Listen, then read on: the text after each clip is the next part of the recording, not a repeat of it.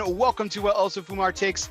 This is our 155th take, live from the Alec Bradley Lone Star Studios of Euless, Texas. I'm your host, Barry Duplessis, as always, and I'm so proud, so pleased, and so privileged to be with you all tonight. This is going to be a fantastic show. It might look familiar to some of y'all, but it's just going to be a little bit of a reverse order. Someone else is calling the shots today. But before we get to introductions of the guests of honor, I do have to thank the people that make this show possible. And that, of course, is our sponsors. And tonight's show is sponsored by Drew Estate. Drew Estate announced last month the release of the Unico Series Bauhaus, a complete exclusive for the European market. Very exciting to see that the fellows across the pond will be getting their own unique taste of Drew Estate with the new Liga Privada Series Bauhaus Short Robusto, which pays extra attention to leaf placement within the cigar, intentionally designed to take the European aficionado through a newly curated experience. The Bauhaus is wrapped in a rich, earthy Connecticut broadleaf Kappa, includes a bold Brazilian binder, and is completed using filler tobaccos from Honduras and Nicaragua. So, everyone, please do your best to keep praying that the pandemic will end shortly so that we can travel across the pond to sample our own Liga Privada Unico Series Bauhaus. Tonight's show is also sponsored by Oveja Negra Brands, 4 unique companies who share a passion to provide innovative cigars for the next generation of cigar enthusiasts. Black Label Trading Company, Blackwork Studio, Dissident, and Emilio are combining premium tobacco with an artisanal touch. Oveja Negra, where art and tobacco collide. Join the flock and visit ovejanegracigars.com to learn more. And welcome, everybody. Without further ado, it is my honor, it is my privilege. I am pleased to welcome tonight's guest, sponsored by United Cigars. Smoke one today and start living united. My good friend, Mr. William Cooper. Coop, how are we doing tonight? Hey, Bear. Thanks for the opportunity to be on the show. Like I said, it's not taken for granted. You have a lot of great guests, and to consider me for a guest anytime, I'm honored. And the best part of it all is you get to handle all the production issues tonight. I just get to sit back and answer questions. Right. I know. Right. Someone else is stressing out for once. Right, exactly. So, Coop, it's really great to have you. So, like, it was really awesome. On Take 99, I had you and Aaron on as kind of, and we kind of looked back at Cigar Coop Primetime. Tonight, we're going to take a little bit of a different approach.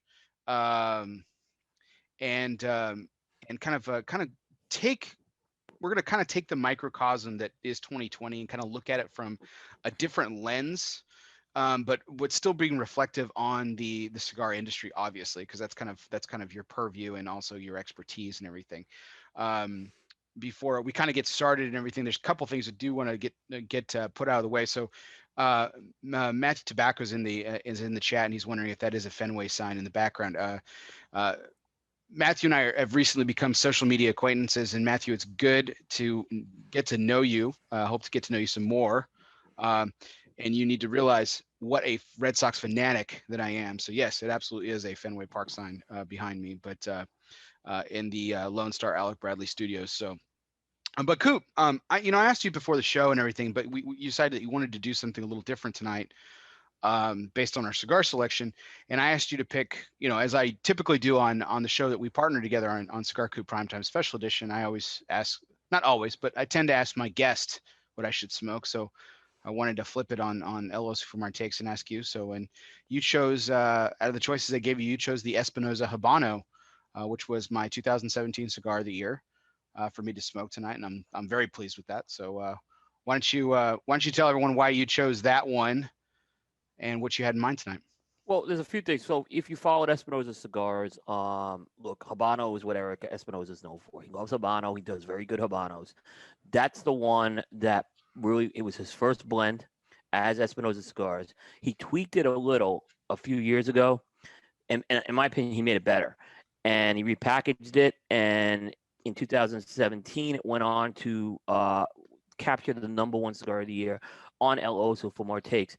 And that's kind of like 2017 was a very important year in Cigar Coop history. It's when we formed the Primetime team. And I'm proud to say our team is still together in 2021, which that's not easy to do. and that was our first year we worked together. So I kind of felt that that cigar was appropriate. And you had a lot of great choices tonight. So believe me, these, you know, it's not that these, but there was a little more of a special meaning, I think, with that one tonight, which is why I picked it. I I absolutely adore this cigar, and it's kind of, I always kind of feel fulfilled, like you know, like we're in a position, Coop, where we have like this influence over like some of our, you know, our audience and stuff, about like what we smoke and what we tend to, even though cigars are so subjective and we've always claimed that as such, right?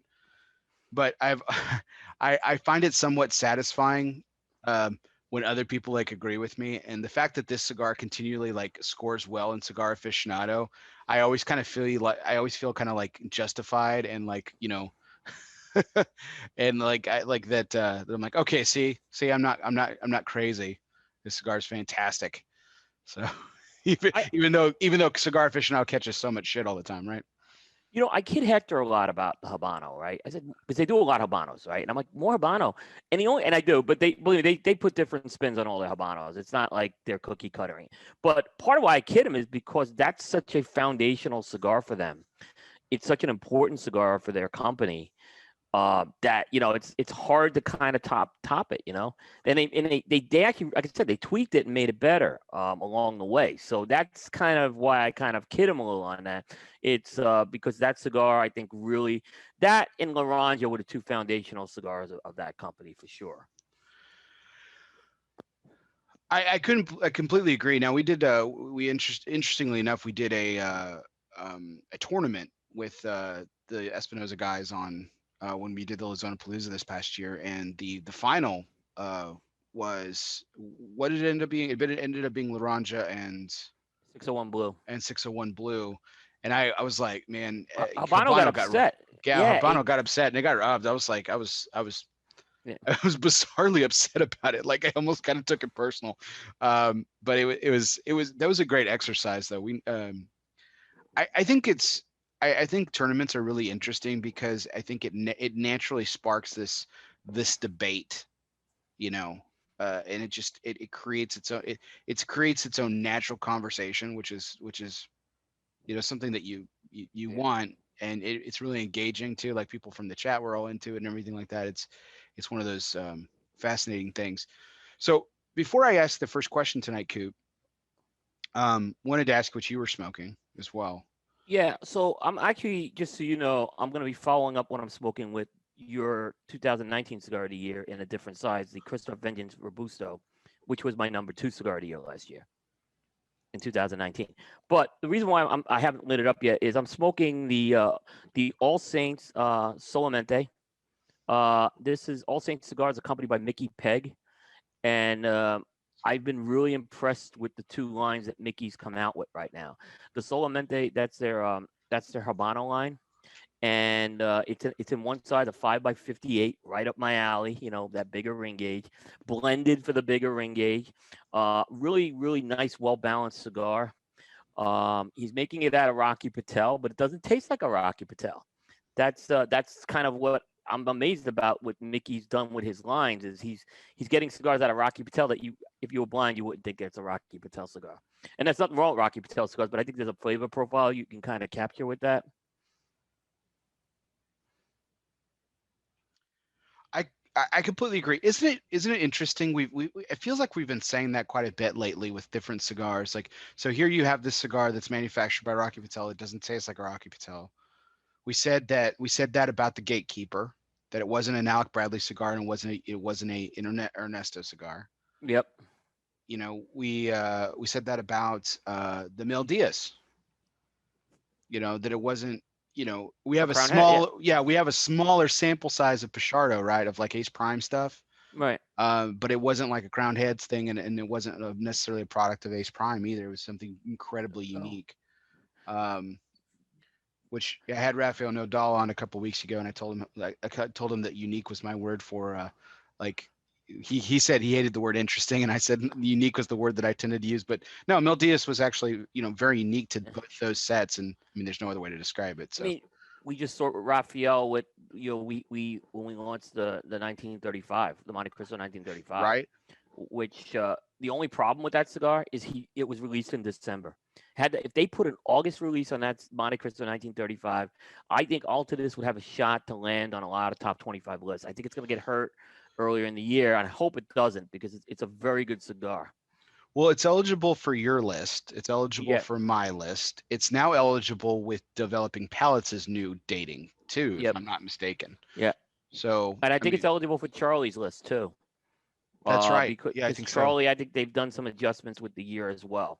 So I mean, we'll see what happens when the reviews come out. I was impressed with it, is what I'll say. So All Saints has been quietly getting some love from like some other like people in the industry. Skip Martin, Ben Lee, Stogie Review. Half Wheel gave it one of them a 94. Half Wheel Yeah. gave it 94. I mean that's an impressive score from Half Wheel, because as everyone knows, Half Wheel's pretty. I mean, they're not developing paddles harsh and tough, but they're pretty tough nut to crack. What have you been enjoying about it? There's a great like. Here's the thing: when something's blended to this is a 58 ring gauge, so it's if you're not gonna like a Gordo size cigar, this ain't gonna be the cigar for you. But there's a great balance. The flavors are so balanced in this cigar. It doesn't go heavy towards the sweetness. It doesn't go heavy towards the spice. There's no harshness on this cigar. The combustion's been fantastic on this thing, and it keeps me interested. So it's got kind of that fruity, nutty sweetness that you get on like off a nice Habano, Mhm. and then just a slight bite on that, a pepper bite right now. Like I said, I think they just nailed it with this size. I think 58 was like the size. I don't know how to. I think this in a 46 wouldn't have worked. I could be. They probably have to adjust it to make it to work to a 46. Right. I'm anxious to try it. Oh yeah, I could get you some. I have some still. So remind me to send you some with the next delivery. Okay. Because Mickey sent us some Mickey's coming on the show. So Oh, Mickey's gonna be on prime time on the 11th. So yeah, I that's have some. I could. fantastic. Yeah, yep. Well, I mean, Mickey's got such a colorful background in the industry too, because I mean, he's got some deep rooted. I mean, we were talking about Crowned Heads a moment ago. CEO runs deep with him, so Oh yeah, that'll be interesting to get a historical background, then also seeing how he's taken those lessons of the past and moving it yeah. towards forward with this brand of his. Plus he's a Philly guy, so he kind of won me over just from that. I didn't have to. Yeah, no bias at all, Coop. No bias at all. No, he's a great guy. He's one of the few guys I met with last year in the cigar industry in person following the shutdowns. He was in Charlotte, and I was able to meet with him kind of off hours at a lounge, which was because I've been very careful. As you know, I'm not smoking in lounges right now. So shout out to the Tailored Smoke guys. They made it possible with that. Awesome.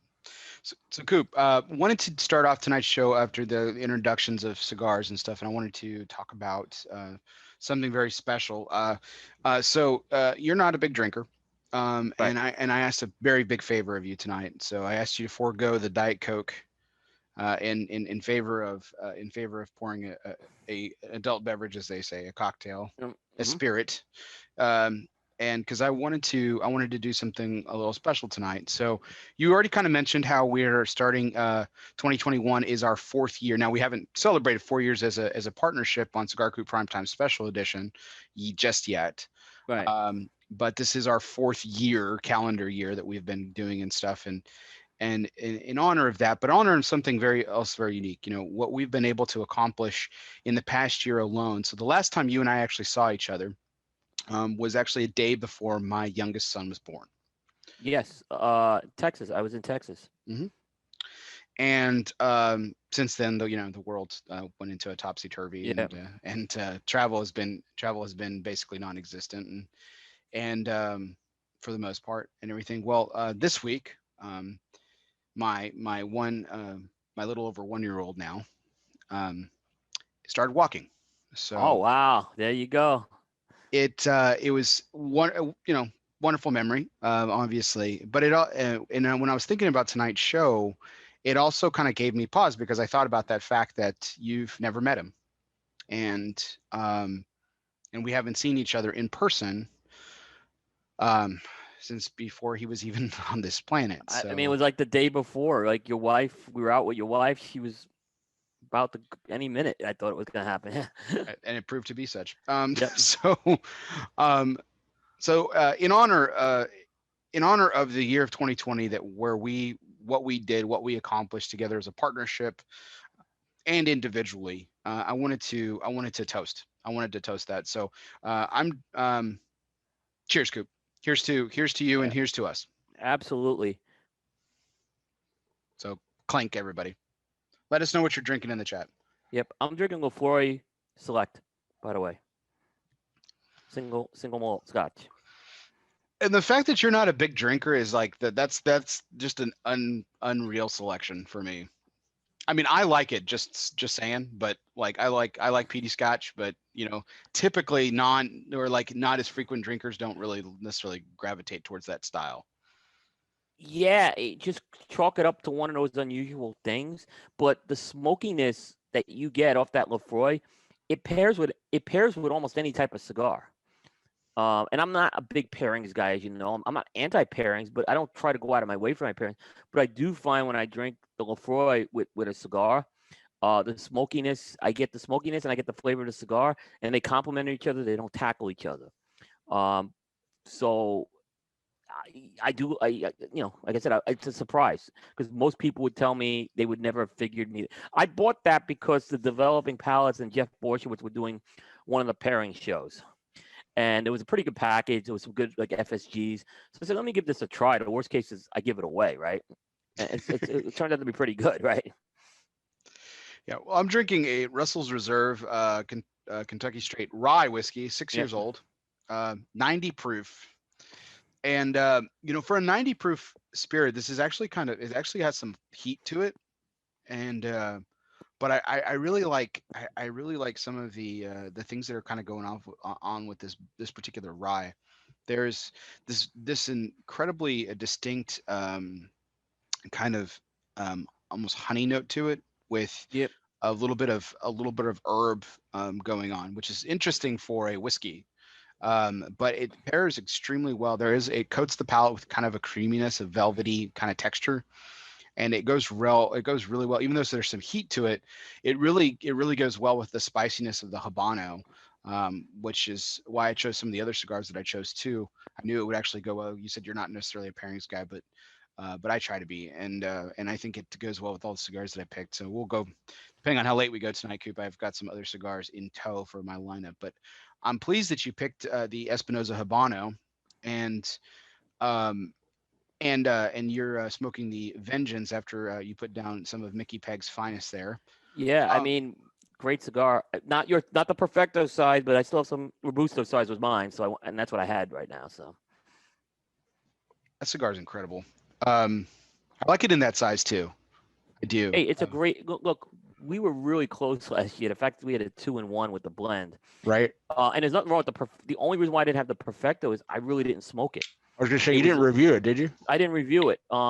Not to say, like I said, and I have smoked the Perfecto since then. It's a great cigar. So and I wish Christoph. I was so glad last year because Christoph got a lot of love on lists last year. It seemed like, and they were overdue for it. It's a brand it should be on lists consistently. What Glenn does. I've always liked Christoph cigars. He has a unique blending style that's very You it's just very exactly. You nailed it. Yeah. it's just very unique, and there I am using that word again, but it really it has I almost kind of, this sounds like kind of negative, but it's not meant to be. It has like unless you're talking about the pissed off Yeah. necessarily, it has this illusion of power, but it's almost like it's just like a very pleasant surprise, just how balanced those cigars are, how complex they are. Um, Yeah. the the Vengeance in particular is probably one of their, aside from the pissed off line, is probably one of their more, you know, body forward cigars, but it's still, oh God, it's so good. It's a reblended cigar. Yeah, you talked about with Glenn too. 4 iterations. There's been a lot of iterations of that blend. And that's a Connecticut broadleaf what they're using right now. It's like no other Connecticut broadleaf on the market. 100%. And there's a lot of great Connecticut broadleafs, but that one's like completely different. Again, you want to use that word unique kind of as the buzzword. It is. It's not your cookie cutter Connecticut broadleaf cigar. I completely agree. So, Coop, to Yep. get into before we get into our major point, I have one kind of hard hitting question for you. So this might be controversial, and it depends Uh-huh. on really on your answer. So you've had more number ones than I have in my shorter history of with Yeah. From Our Takes. So here's my question: have you ever like do you I'll answer this question too, just in the interest of fairness. Do you go back? Can you honestly say you go back? Do you smoke a lot of your number ones still? Most of them, yeah. The one I would say that I don't, there's two that I don't smoke as much. One is the 2014 number one, which was the Joel Sherman 75th. I knew the Nat Sherman was not going to be good. It's just limited. It's nothing wrong with it. I have some left, very few. I bought up a lot of them, so it's not like I didn't. But that's the disadvantage when you're limited. Gets number one. The other one, and it's just is the I had La Polina El Diario in 2011, and that line just seems to be harder to find lately for whatever reason in stores. I mean, it's just not as easy a line to find. Like when El Diario got number one in 2011, it was all over the place. It was the Robusto size that got number one. So, not that it's a bad cigar. I think they've maintained the consistency from it, but it's just been harder to find that cigar. I don't know if they push it as much anymore. So that was going to be my follow up off of this was like, have you in 10 years, Coop, and again, congratulations. We're officially in 2021 now, so you're officially in year 11 of Cigar Coop. Right. Yep. But 10 years, I mean, what a huge accomplishment for you. In 10 years of have you found that your palate is your palate remained pretty similar? Do you feel like you've grown? Has it shrunk? I mean, what has your palate done over the last 10 years, in your opinion? Oh, it's grown enormously. Like, and when I was starting out in like 2000 and 2011, I was kind of like anti San Andreas a lot, right? To the point, and then what I discovered is I have to smoke San Andreas because I can't discriminate against San Andreas, right? I can't prejudge it, and I have to broaden my and review as much as possible. Well, what happens along the way? I actually found San Andreas cigars I like, and like a lot. In fact, the Saga last year was the San Andreas, like a number one. So Mhm. there's kind of some other weird things that happened along the way. I remember like when Illusione Epernay came out, and with all due respect to Dion, I didn't understand that cigar. Like I didn't get it. Like everyone loved that cigar, and I'm like, is it me? And I just couldn't get it. And then when he released the ECCJ, I really liked that cigar, and I went back to Epernay, and I understood. I kind of started to see a lot of the qualities why people liked the Epernay. So you have to grow your palate along the way. Like Jose will tell you, Jose Blanca, it's a learning experience. It's not something that you could say you're the arbiter, know expert on it. Yeah, I find that too. I think that, I think over the years, I really gravitated towards when I first started smoking, my story that I've said numerous times about La Flor Dominicana kind of captured me. And from there, I was kind of a full bodied smoker for a number of years. And I don't think that I've weakened. Like, I don't think I've become a wimp or anything. I heard Seth Geist kind of say that jokingly the other day on one of the shows of the Developing Palates, that he's kind of, his tastes have kind of gone down a little bit in terms of like strength rate and preference. But I don't think I've become. I think I've just learned to appreciate more medium bodied, more mild, more light bodied cigars. And I think the manufacturing is also, facelifted as well over the years. Yeah, and the other thing, and not to be critical of other media, right? And this is not critical of you either, because I don't think you fall into this category. You and I joke about the Lancero Gordo war, right? Yeah. But in reality, you and I are very open to smoking other types of cigars. And sometimes with some of the media guys who are doing these online lists, they don't they smoke like if Lancero's out there, they smoke Lancero. And if Gordo's out there, they don't smoke Gordo. And my take is, look, I'm okay if you love Lanceros, but you owe it to have as broad a selection of reviews and rankings as possible with the size. I get Toro and Robusto are going to be the most, Yeah. but to not smoke any Gordo is wrong, and for me not to smoke any Lancero is wrong. And by the way, 2016 Lanceros, 5 Lanceros on my countdown, number 1 and number 2. So there are Lanceros I love. So Yeah, and there's Gordos that I love too, for that matter. Like sure. cigar that was number 5 on your list this year was in my honorable mention, just because of limitation, and it didn't qualify for my top 10. Was the Asylum 7, the 70 gauge. If anyone who's has not given the Asylum 7 in the 70 ring gauge a try, if you're going to smoke 170 ring gauge in your life, smoke that one. Yeah, if you can find it. Yeah. If you can find it, I think you could still find. Now they have the 8, and the 8 is very good too. I need to get some 8s. Yeah, the 8's very good too. I'm kind of assessing where it is right now. But I think I would still put the 7 ahead of it right now, to be honest with you, for sure. But that 7 is something special.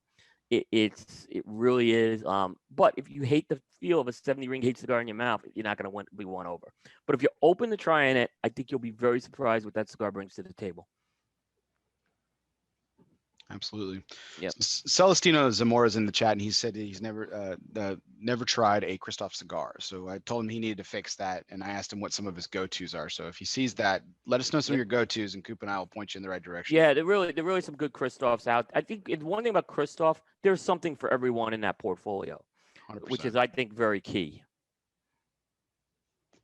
I kind of, I told you I would answer the question too. So I smoke Espinosa Habanos still very frequently. I love that cigar. I think it's fantastic. Obviously, it's very favorable to the budget conscious as well, because it's not a very pricey cigar. It's a great cigar. I mean, I'm not gonna say this too loudly because I don't want Eric to get any ideas, but I mean, it would be a great cigar at $3 more. But I'm sure one day I'll get there with taxes and everything. But I think that the one cigar that I ironically that I don't go back to as much, and that's because I can't find the size that I named number 1, which was the EP Carrillo Encore, the Valientes. Ironically, I find the one, the one that landed on Cigar Aficionado's number 1 spot, the Robusto. I find that all the time, which is a good cigar. I just prefer the Valientes, and I can't seem to find the Valientes as frequently. I'll smoke it. It's not that I don't go back to it, like you said, with the Joel Sherman. It's not because I don't want to. It's just because I just have trouble finding it. Yeah, sorry about that. I had to just air here. It's because it's a torpedo. It's unfortunate, and you and I both know that the Majestic and the Valiente smoke different. Same foundational components, but they smoke different. I preferred the Majestic over the Valientes, but I see how knowing you, I understand why you like the Valientes over the Majestic. So I think that's where I'm so Vitola based is key. Mm-hmm. And because there are some nuances I think you get, and I think it's a shame that you can't find the Valientes. It's still a very good cigar, and like I said, I think torpedoes I wish torpedoes would get more love, because when you get a good torpedo, it's a great cigar. I couldn't agree more. And to your point, Coop, about trying different Vitolas and everything, as everyone knows, I'm as much as I am anti-Gordo for the most part, or they just don't hit my palate as much. I'm actually very much not a Figurado, Bellicoso, torpedo guy. And ironically, 2 out of the 4 lists that I've done over the years, my number 1 cigar has been a Figurado, the Valientes, which was a box press torpedo, and the Perfecto, Christoph Vengeance. So there you go. You gotta smoke you gotta smoke everything, and you'll find something. So Yeah, but if you smoke 50, if you're reviewing 50 cigars a year or smoking 50 cigars a year, if you go 3 to 5 Gordos is all I'm saying you need to do here. You don't need to go heavy on it, right? But if you're not doing at least 3 to 5, that's taking you into 6 to 10. Even if you're 5, you're at 10%. So if you do 3, that you're at 6%. That's not a lot, right? You know, you could. I'm sure you can find someone can find 3 Gordos to enjoy if they smoke 50 cigars a year. Well, and there's even, I mean, there are companies that are known for that vitola. We just talked about Tom. That's one example. Yep. Ernesto's another one. Grand And there, Habano. Yeah. and Gran Habano. There are companies that are known for those bigger cigars, and that are good. And then other companies that aren't, like Pete, Casey, and Dan and company over there at Havana Cellars. The Animal Cracker is still one of my favorites. The DL The original. 700 from La Flor Dominicana. I mean, Yeah. I love Pete's those big H's. Cajono is one of the all-time greats. Mhm. And it's too. Yeah. No, I totally agree with that. So at that point, we're going to move into tonight's major point, which is always brought to you by Barbacoa Cigars. Barbacoa is back, getting ready for the relaunch of the Voyage in early February. Yes, that's tomorrow, guys. February is tomorrow. I don't know exactly when the release is coming, but I'm excited. I can't wait for this cigar to come back. It's been 3 years. And by now, with a revamped blend coming out of one of the hottest factories in the industry, Danny Vasquez promises if you like the original blend, you're going to be loving the relaunch. So stay tuned for more details for how you can enjoy the Voyage. And remember, never settle, Barbacoa Cigars. So tonight's major point is we wanted to dive into 2020 in kind of a reflectively, and we wanted to look at it from the perspective that where you're an expert, which is the cigar industry, yes, but cigar media specifically. You run a very successful media company in this industry, and it would it would be foolish not to tap you as an expert in this particular field. So I have a couple of different paths that I want to take with this. So let's start with a kind of a fun but yet serious question here. So when COVID started, when the shutdown started happening, let's go back to March of 2020. What did you think was going to happen to Cigar Coop? I wasn't worried. Okay. The only thing I was concerned about was how we would substitute the trade show coverage, because I by the end of March it was like I was optimistic mid March we'd get the show in. End of March I wasn't. That optimism faded. So at that point I'm like, well, what do we do? Because July is a month that we depend on very heavy traffic. And if we don't have a trade show, how is that going to work? So that was my big concern on everything.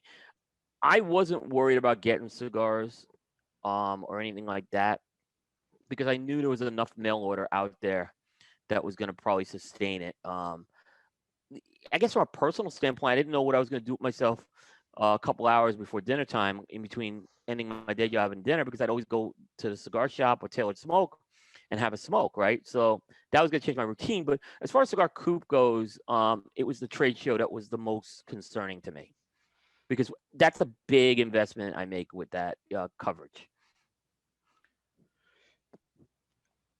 So let me quantify that for a second, or can we quantify that, Coop? Absolutely. How concerned were you? Um, I was concerned, and I mean, I wasn't concerned that Cigar Coop wouldn't survive it. We have enough content, but I should say there was a second concern. I was concerned we might lose some sponsors for costing. I'm not going to lie on that. That's a fair thing as well. And in particular, if I didn't deliver the numbers that, if I didn't show growth, there could be a reduction in sponsorships, which really didn't turn out to be the case, which was good. So I was, there was some things in the back of my mind what this would mean with that. But I wasn't worried. The one thing I wasn't worried about is I knew we'd have daily coverage. That part I knew we would have it. It just might not be the same. And we'll get into it. I made some adjustments to the strategy, which I think paid off.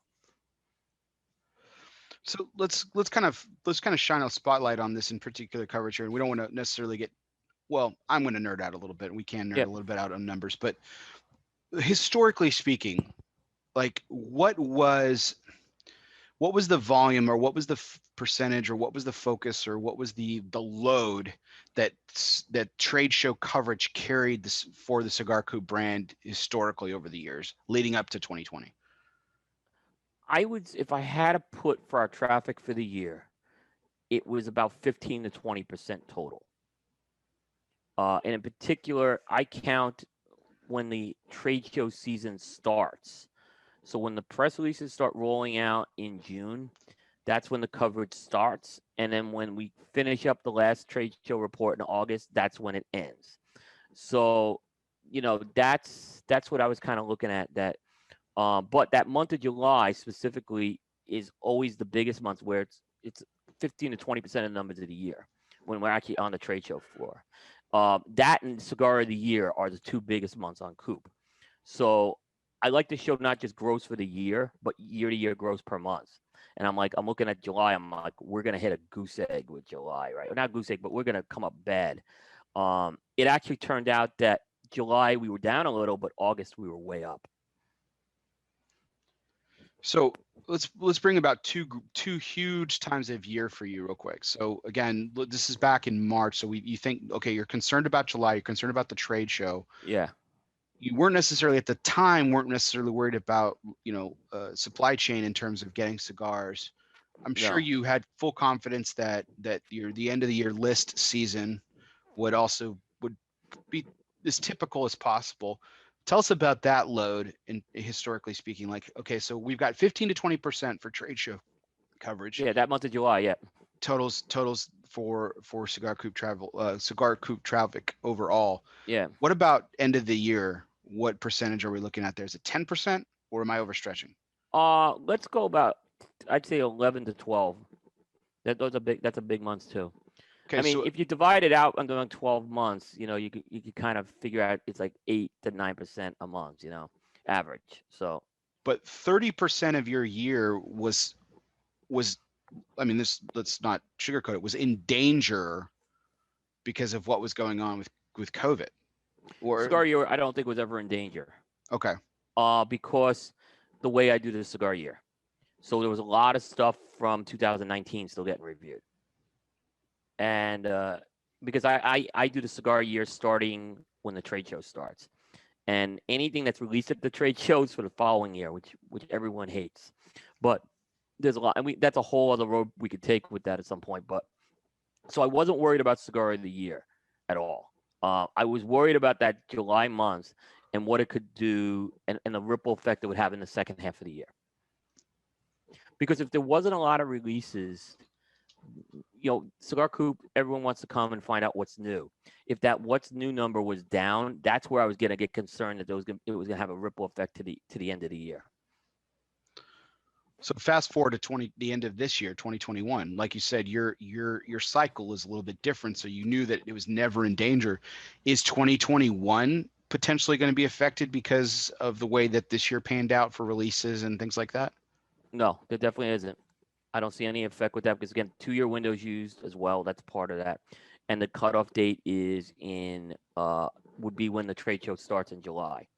So there'll be plenty of cigars that I don't see it. I don't see any way there's a shortage I'll ever have on Coop. And here's the other thing, what's unique about Cigar Coop is I do review other sizes of a line, which people don't focus on a lot. They pick one Vitola and they move on. So at some point, I do go back and try to smoke a second or third Vitola in the line. So I knew there was enough content where this was not going to be a problem. A lot of people were now. It was a problem for a lot of other media brands. I'm not going to say it wasn't. For the way I worked, I think I was set up for success with that. So okay, so you kind of did this segue almost perfectly for me here, Coop. So look, you and I had this conversation I would say relatively early in the pandemic, right? Which was we saw all these new, because people who were traveling, for the better, 340 days of the year, now all of a sudden had free time on their hands for the most part, and other cigar enthusiasts were now working from home and had free time on their hands as well. So we started seeing a influx of, I'll just call it new media, whether that was brand owned, brand centric, or just brand new cigar media is popping up, YouTube, Facebook, all of it, right? And we had a conversation about it. So, about whether or not this was a positive or a negative for the industry. And so I wanted you to elaborate on what your thoughts were then, and then I want to fast forward to today and say, has that opinion changed, or is it different? Yeah, it was interesting because I saw the influx more less traditional media outlets were getting into the game, and it was more cigar companies were trying to find something to justify their time, right? So they created these podcasts, these virtual rooms, which had, and I don't want to say it's a bad thing. It was a good thing that there was a lot of content. There was a lot of choices that people had, um, which is good. Which was good with that. I knew because I've been doing this 10 years. Anyone who's been doing this 10 years is going to know a small percentage of these were going to go on permanently. I mean, we knew it, right? Because people just don't realize the time out of that. So that's what happened. I mean, the one podcast the one manufacturer curated show I think that survived was the Meet the Professor one. So I think that one survived. It found its niche on there. There's a couple of others, and I may be leaving off the name. You know, the good news is there was some traditional media outlets that there were a couple that really emerged this past year, and I do want to point them out. Matt Tobacco at Smoking Tobacco, I think he did a fantastic job launching his brand with his, Nicole and John Carney. So I think they did a great job with that. And then the other one is the Light 'Em Up Lounge in Europe with Reinhard. I think they did. Those are the two shows that came on the landscape that are media centric, like they're media business shows. So we got some good things out of that, and I think those shows are not going any. The shows I just mentioned aren't going anywhere. They're going to be around for a while. Yeah, here on that. And I had a similar observation. I was very much in favor of it. Now, I still have to actually and then to be completely honest and perfectly transparent here, I still have to look back and see if like my numbers overall were actually affected. I mean, I saw year over year growth this year, from a brand perspective, but I'd like to see like if that in those initial few months where there was this new influx, if it actually took its toll or anything. But I saw this new introduction of media, these brands doing shows, and I saw this as a really great opportunity for brands that I knew were going to stay the course and then be here long after the pandemic, which is still going on. Make no mistake, 2021, just because it's here doesn't mean that the pandemic is gone. We're still very much in the thick of it. But um, I think I think overall it's a huge positive, because it really gave our audience access to people that they only saw maybe once a year if they were guests on our show, and it got to see them in a different light. And as you know, that's kind of my focus on this show, Coop. So from from where I sat, and people might say, well, Bear, weren't you worried that they were kind of stealing your thunder? And I'm like, absolutely not, because this is the stuff that I'm interested in. I want to hear the story behind the story behind the story. So for me, I thought it was really exciting because it kind of gave to the mass audience what I do on a very small scale here on ELOSOFUMAR Takes. So I got excited about it, personally. Yeah, I will say I think the cigar companies get a high grade in terms of engaging with their audience, whether it's the retailers or the consumers, right? I think they get a good. If I had to check the engagement box, they get an A. I think when it came to using that for a marketing platform, I give it a D. They did not. The cigar companies did not leverage that enough to promote their products. Now, there's a silver lining for that because shows like mine were able to leverage that. Shows like yours were able to leverage that. But I mean, now there were certain companies that needed to do that engagement piece, right? Fuente is a great example. They were a company that needed to engage a lot, right? So they benefited from that. They didn't have a lot of new product coming out. But think about all the companies that had product coming out.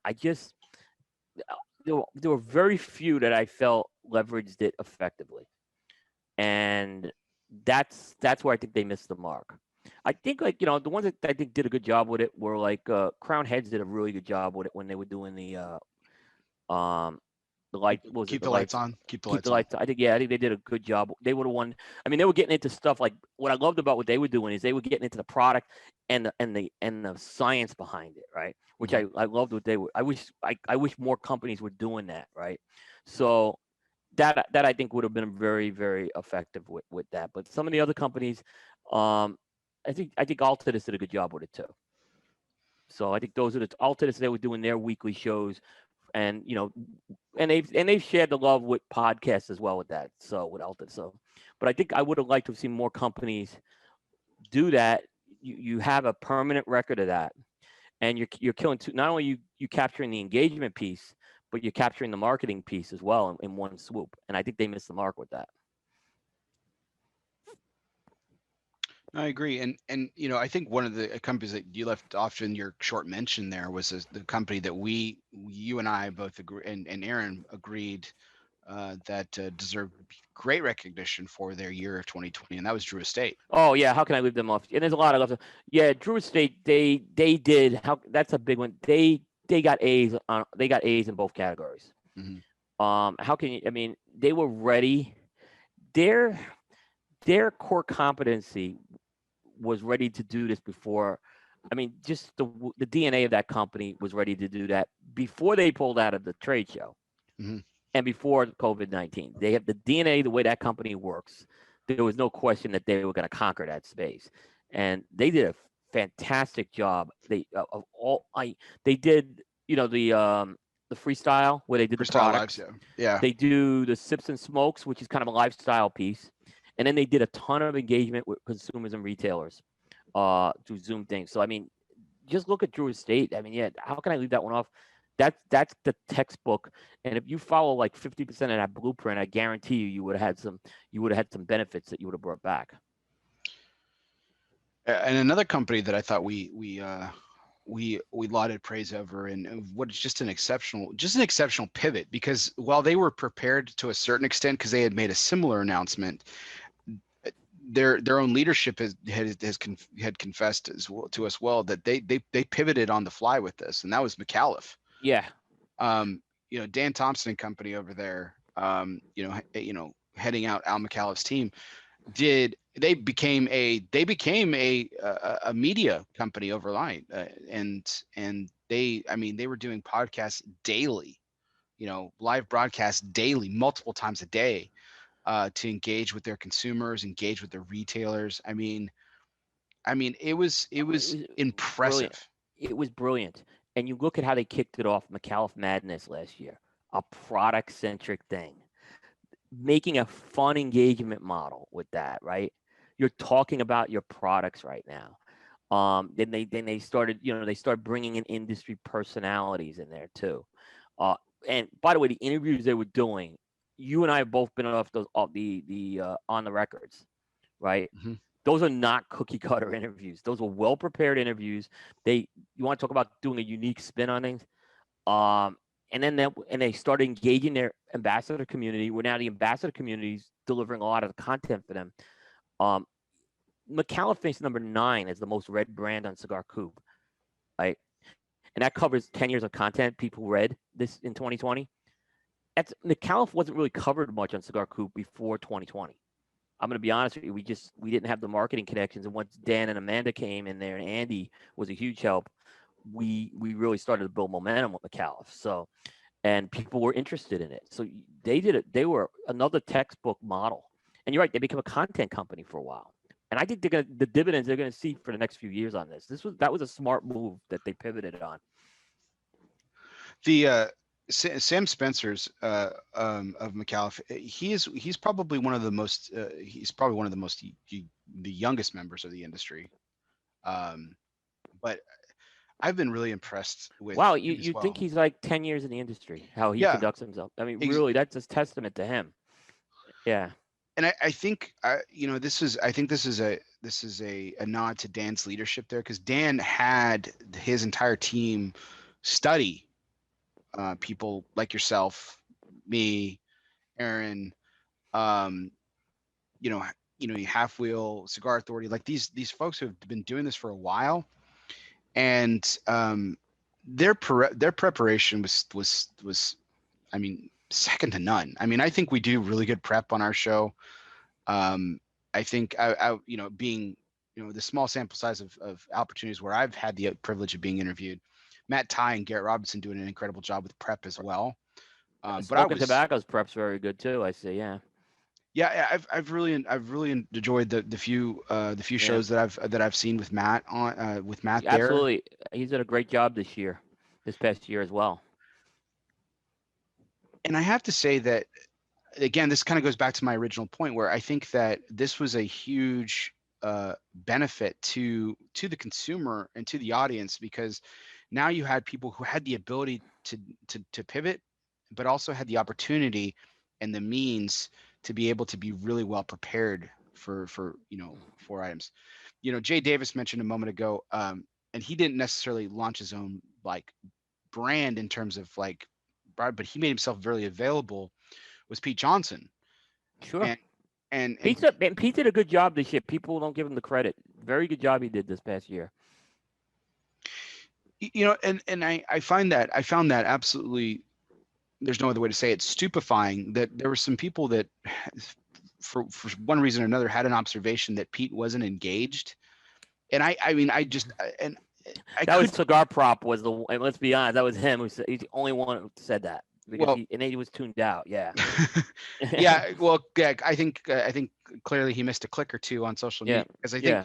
you know I- he was by far one of the people that really made himself available, because of Absolutely. time, right? Because time, he didn't Yeah. have, he wears a lot of hats. And Sure. in the past few years, with his with his executive producer role with the Hand Roll documentary, Right. his own brands, what's going on at My Father, he's heavily involved with Pepin down there.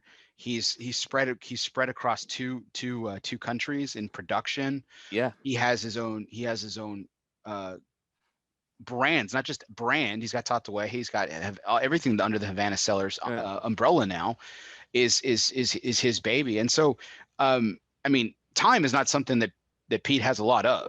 Absolutely. So, I agree. And I think if anything, look, he was going to sell out of Karloff's no matter what, right?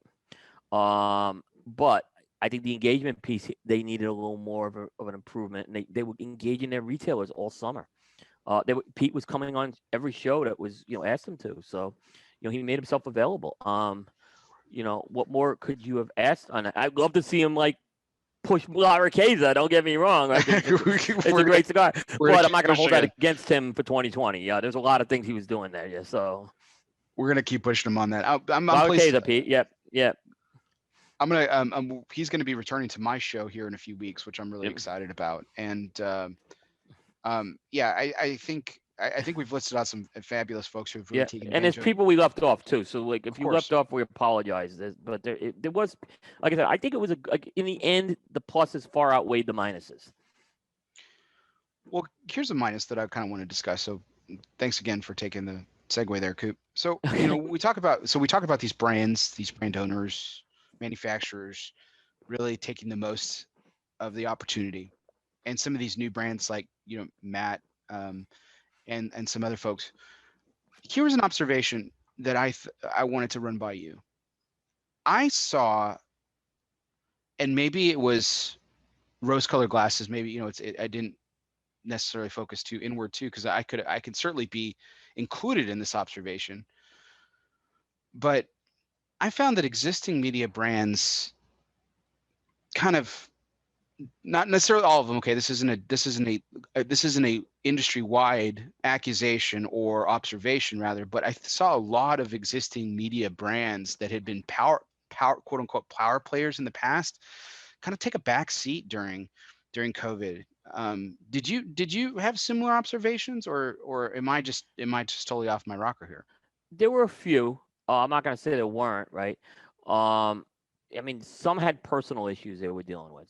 Some, so I don't want to kind of pick on those guys too much, but there were others that really fell off the map. I mean, Stogie guys is a good example. Stogie guys been around a long time, and it was a shame that they slowed down a lot in 2020 because they're one of the people I really and I still look up to what the work they do. So I don't, like I said, if there's something personal going on, I want to be careful about taking a shot there. But here's what I discovered is when it came to the trade show, there's three types of media. The media goes there for three reasons. Okay, despite what like by the way, despite what Joe from Stogie Geeks thinks that media doesn't belong at a trade show, right? And I want to be there because I want to. He said that multiple times, and I want to just kind of. I'll use this point to counter it. There's three reasons why media is at the trade show. One is for relationships. So there's a lot of media that just goes there and they're there to strengthen their relationships for the year. There are some that do product coverage, like myself and Half Wheel, very product centric ones.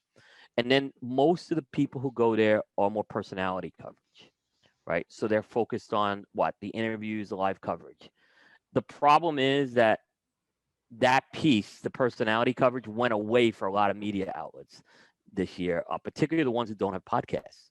And suddenly, the ones that did have podcasts and were doing that, they lost a big piece of that, and it seemed like it slowed down. So for guys like Halfwheel and myself, we just pivoted the product coverage a little differently on that. And then the guys who were going there for the engagement model, they lost out too. But that didn't change their content. Like I would probably put developing pallets does deliver some content before and after the trade show, so I don't want to really put them in there. But there are others that just go there to really, that's their one chance a year to see manufacturers. But when that personality coverage went away and people are now doing, now the manufacturers are doing their own curated coverage, now suddenly things really slowed down. Now for some of those media brands that, now they're just cutting and printing press releases right now. So they didn't have a plan B with that. So I think there was some slowdown with that right now. And not to ping pong too much here, but going back to the original question, which I was saying about like, what was your, what was your opinion? Like, were you worried about? With no trade show this year, and I had the similar opinion early on. I just didn't think it was going to happen. I was hoping and praying, but I just like the way everything else was getting shut down, I just did not see it taking place. And if it did, it was going to look incredibly different. I didn't know who was going to be there. I didn't know if I would be going to be able to be there. Yeah, we were just we didn't really know. And to that point, I'm a young brand, and thankfully I have a great partnership with the likes of you and Aaron, but it's the trade show the last couple of years has been a huge boon for this show, because Sure. it's allowed me to build those relationships that you're talking about, meet a lot of different people and so on. And so I had to really rely on social media and digital communication to keep up relationships that I had going, and to just discover new ones, frankly. And it's a lot harder to kind of introduce yourself over an email or over a Facebook message, and try to get an appearance out of someone, than having a conversation with them at the trade show about their product and getting excited about it, and then asking them to be on your show at some point. So it was an interesting dilemma for me personally, because I thought I was going to have to pivot too, and I think while ELOSOFUMARTAKES didn't have the previous year's growth that it did from 19 to 20, that it did from 20 to 21, but it still grew overall. So I mean, again, I'm not necessarily complaining. No, but there is like I'll give a good example. And we were actually going to expand the team this year too, and we're still planning on it. If there's going to be a third person coming, but a good example is like the relationship that we built with Ace Prime. I mean, you built that relationship because you ended up covering that booth, and it helped me build that relationship. And this is before they were doing stuff with Crown Heads, which we had a relationship with already. So I mean, there was value in those types of things. I know we built in the past with Coop, Alec Bradley, and doors were open with Alec Bradley is a great example. Nick Perdomo, it was from trade show visits and being there. So there's something to that, Bear, that there's still brands I know that you're trying to build a direct conduit to, that I have the more direct conduit to right now. Mm-hmm. So I think that certainly had an effect on newer media brands right now. I look at like how about those cigar guys? They lost a huge opportunity to be at the trade show, and it's so unfortunate because I think they couldn't be at the trade show the prior year because of personal reasons. You never, look, again, there's personal things come up, but but they did a great job at pivoting, right? Because They had a great year. So, I'd like to see, again, I keep mentioning smoking tobacco. I think they would benefit enormously from being at a trade show.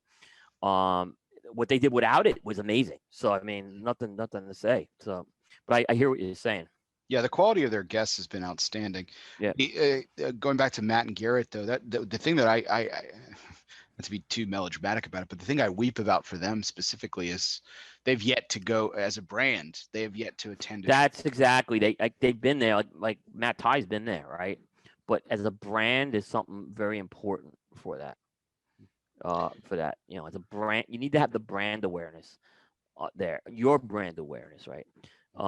Which is important. So it's why we have business cards, and look, it's about just getting FaceTime. I lost the FaceTime going to Miami, which was another problem too. I didn't even talk about that. So yeah, I agree. Yeah, the Sunshine State's calling your name, Coop. I know it has been for a year now. So, Well, I mean, they got to get their act together down there right now. It's you know, there's I'm not going to get into the politics of it, but I would like to see the numbers go down if you're gonna, be out there without masks and stuff and not social distance.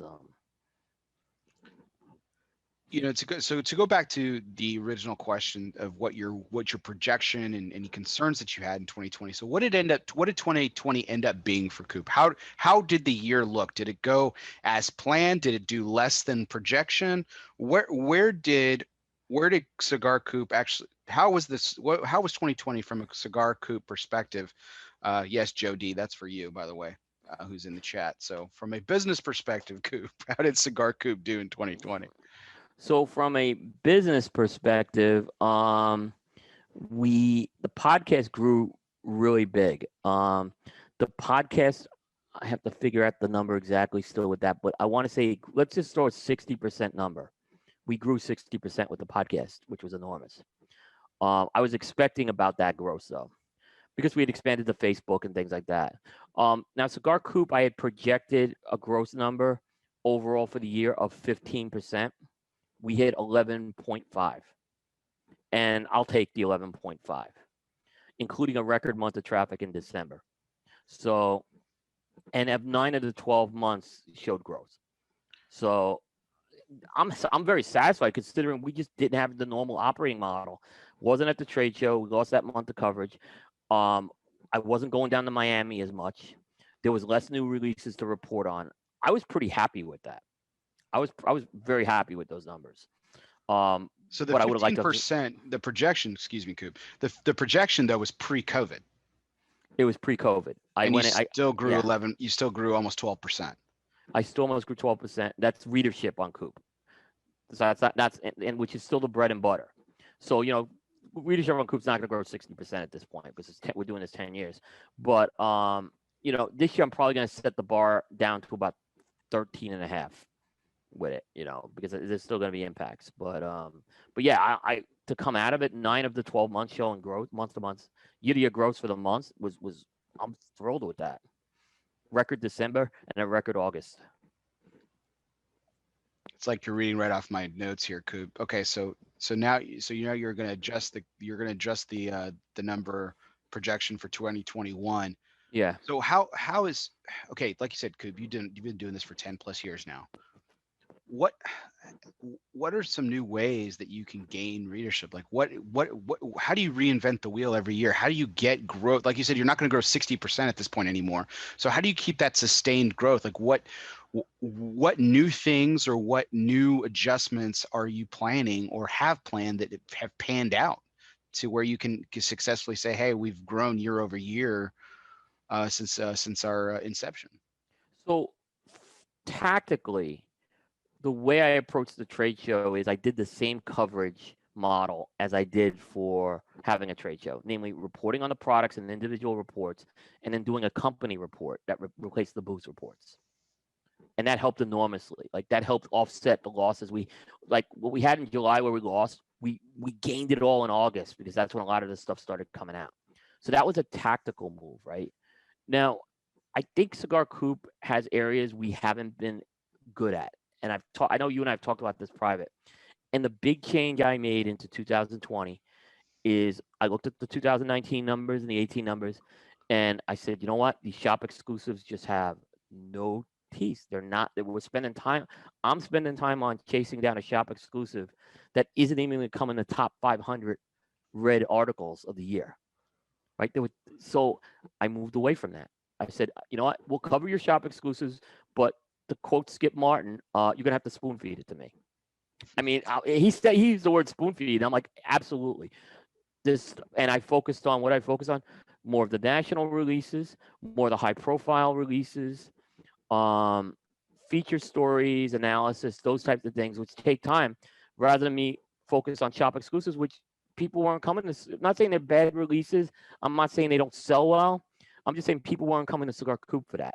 Mm-hmm. So I cut that piece out and focused the attention on the pieces that were working with that, which was enormously successful for what I saw this past year. I think that worked out in the favor. So I just kind of cut the places where I just, I think if you're a media out, you got to look at where things are happening right now. Where's your traffic coming from? What are people interested in things with you? And go with it that way. And that's why I think if I had kind of sustained the model in the past, I don't think we would have had 11.5%. It would have been a lot less, and it could have been a disastrous year. You mentioned you mentioned how you've adjusted coverage over the years, and that's also to do with your bandwidth, right?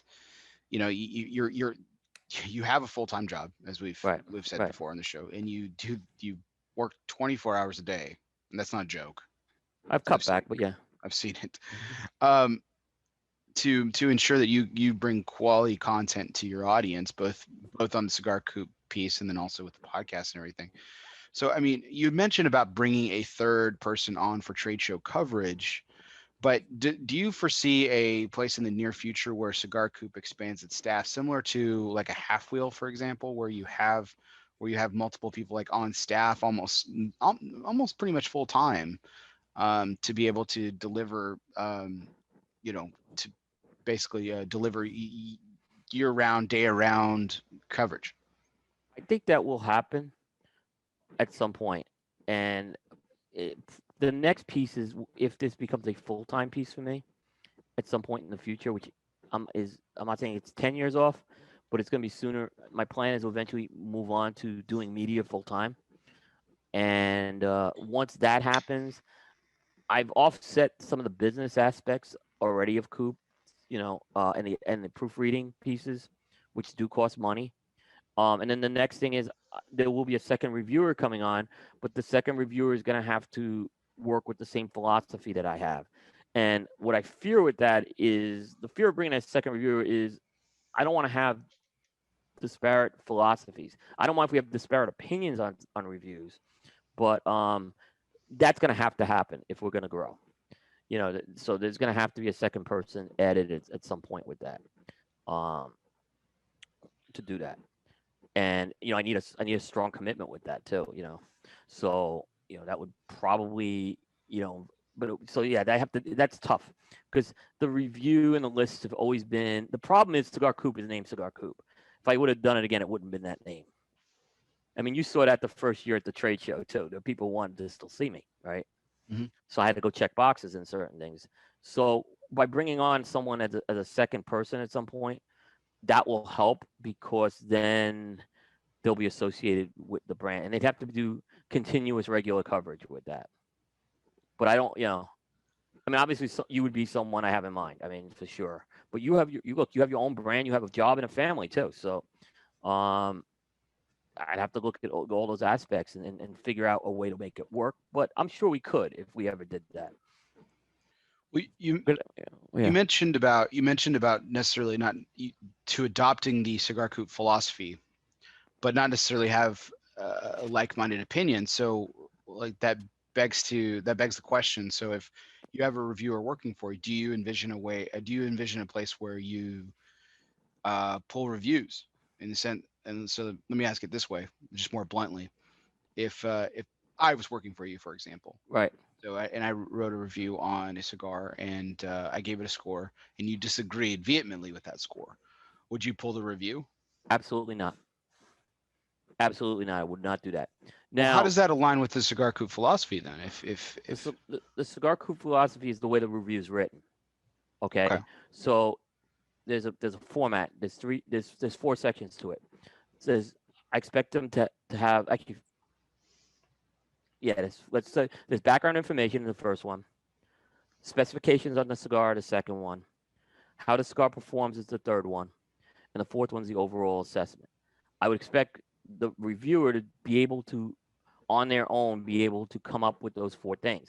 The last 2 things are the opinion. The first 2 pieces of the background. So that's the philosophy I'm looking for right now. And then we'd have to they'd have to buy into the scoring system, which would, but at the same time, I'd probably be open to making some adjustments with that if I brought in someone and they give me a long-term commitment to that. So I'm not going to change the scoring system if, like, I bring in, I'm not just, I know you, so you're a bad case, but if I brought in someone like Steve, right? I'm picking a name. And if Steve's not, Good I'm old not going to Steve. change. Yeah. If Steve's not with me for a while, then I'm not going to start changing things because I want to make sure Steve's going to be there longer term. So, but there would have to be adjustments made with. But I would never censor. Now, when it comes to Cigarity, because Aaron doesn't do that on his site. Everyone has an equal weight on that site. And when we do our awards, you guys have equal weight. There's no arbiter on that. What the other part of philosophy is what's reviewed. So, look, if a company's giving everything to Cigar Aficionado, they're going to be reprioritized. There's no way around that, unless you're Padron or Fuente or Leave, something like that. But if you're, there's no way around it. I can't, because there's other companies that are giving us the information that helps us build the reviews of the background. So you'd have to kind of buy, even if you have a favorite brand and they're giving everything to Aficionado. I use the word reprioritize. I don't say we're not covering them, but it's reprioritized. Where we got to get some of these other reviews in that we're getting, not sponsors, but getting information, because we're information-driven website, if that makes sense. That's fair. I'm not trying to put you on the spot here, Cooper. I'm just curious. No, put me on the spot. These are great questions. Well, you've made a very concerted effort to strengthen your scoring by increasing the standard. Yeah. The scores, cigars that were scoring 93, 94 in years past are scoring 90s. It's, the 90 is kind of, is to Aaron's point, when a 90 is a 90. So a 90 has become a 90 now on Cigar Coop, where years past it would probably be more like a 92, if I'm being fair. So what if this new person comes in and starts giving 94s out like they're candy? Like, I mean, what then? Well, I think we would do a trial run first with scoring cigars to kind of see if how aligned that person would be. So we do a trial run. They could score some things that are not published. We can look at that piece as the first thing. The second thing is there are now some, I don't want to give it too many trades. There are triggers in the scoring system that will absolutely prevent you from having a 90. Like if your cigar is plugged, right, you could score perfect and everything. You are not getting a 90. I mean, so there's little things like that that are in the scoring system that will have a trigger effect that will say, no, you're not going to get a 90. You're not going to get over 90 with that. If you're not smoking it down to the nub or to a reasonable nub because it got harsh, you're not getting a 90. I mean, so those are little, I think there's things in the scoring system that are set up to protect that. And ultimately we just have to see do some trial runs with that. But I think in general, it wouldn't be too hard to get someone to, maybe someone's going to average out 89 instead of 88 or vice versa, but I don't think it will be too much. Okay. So sidebar for a second here, because I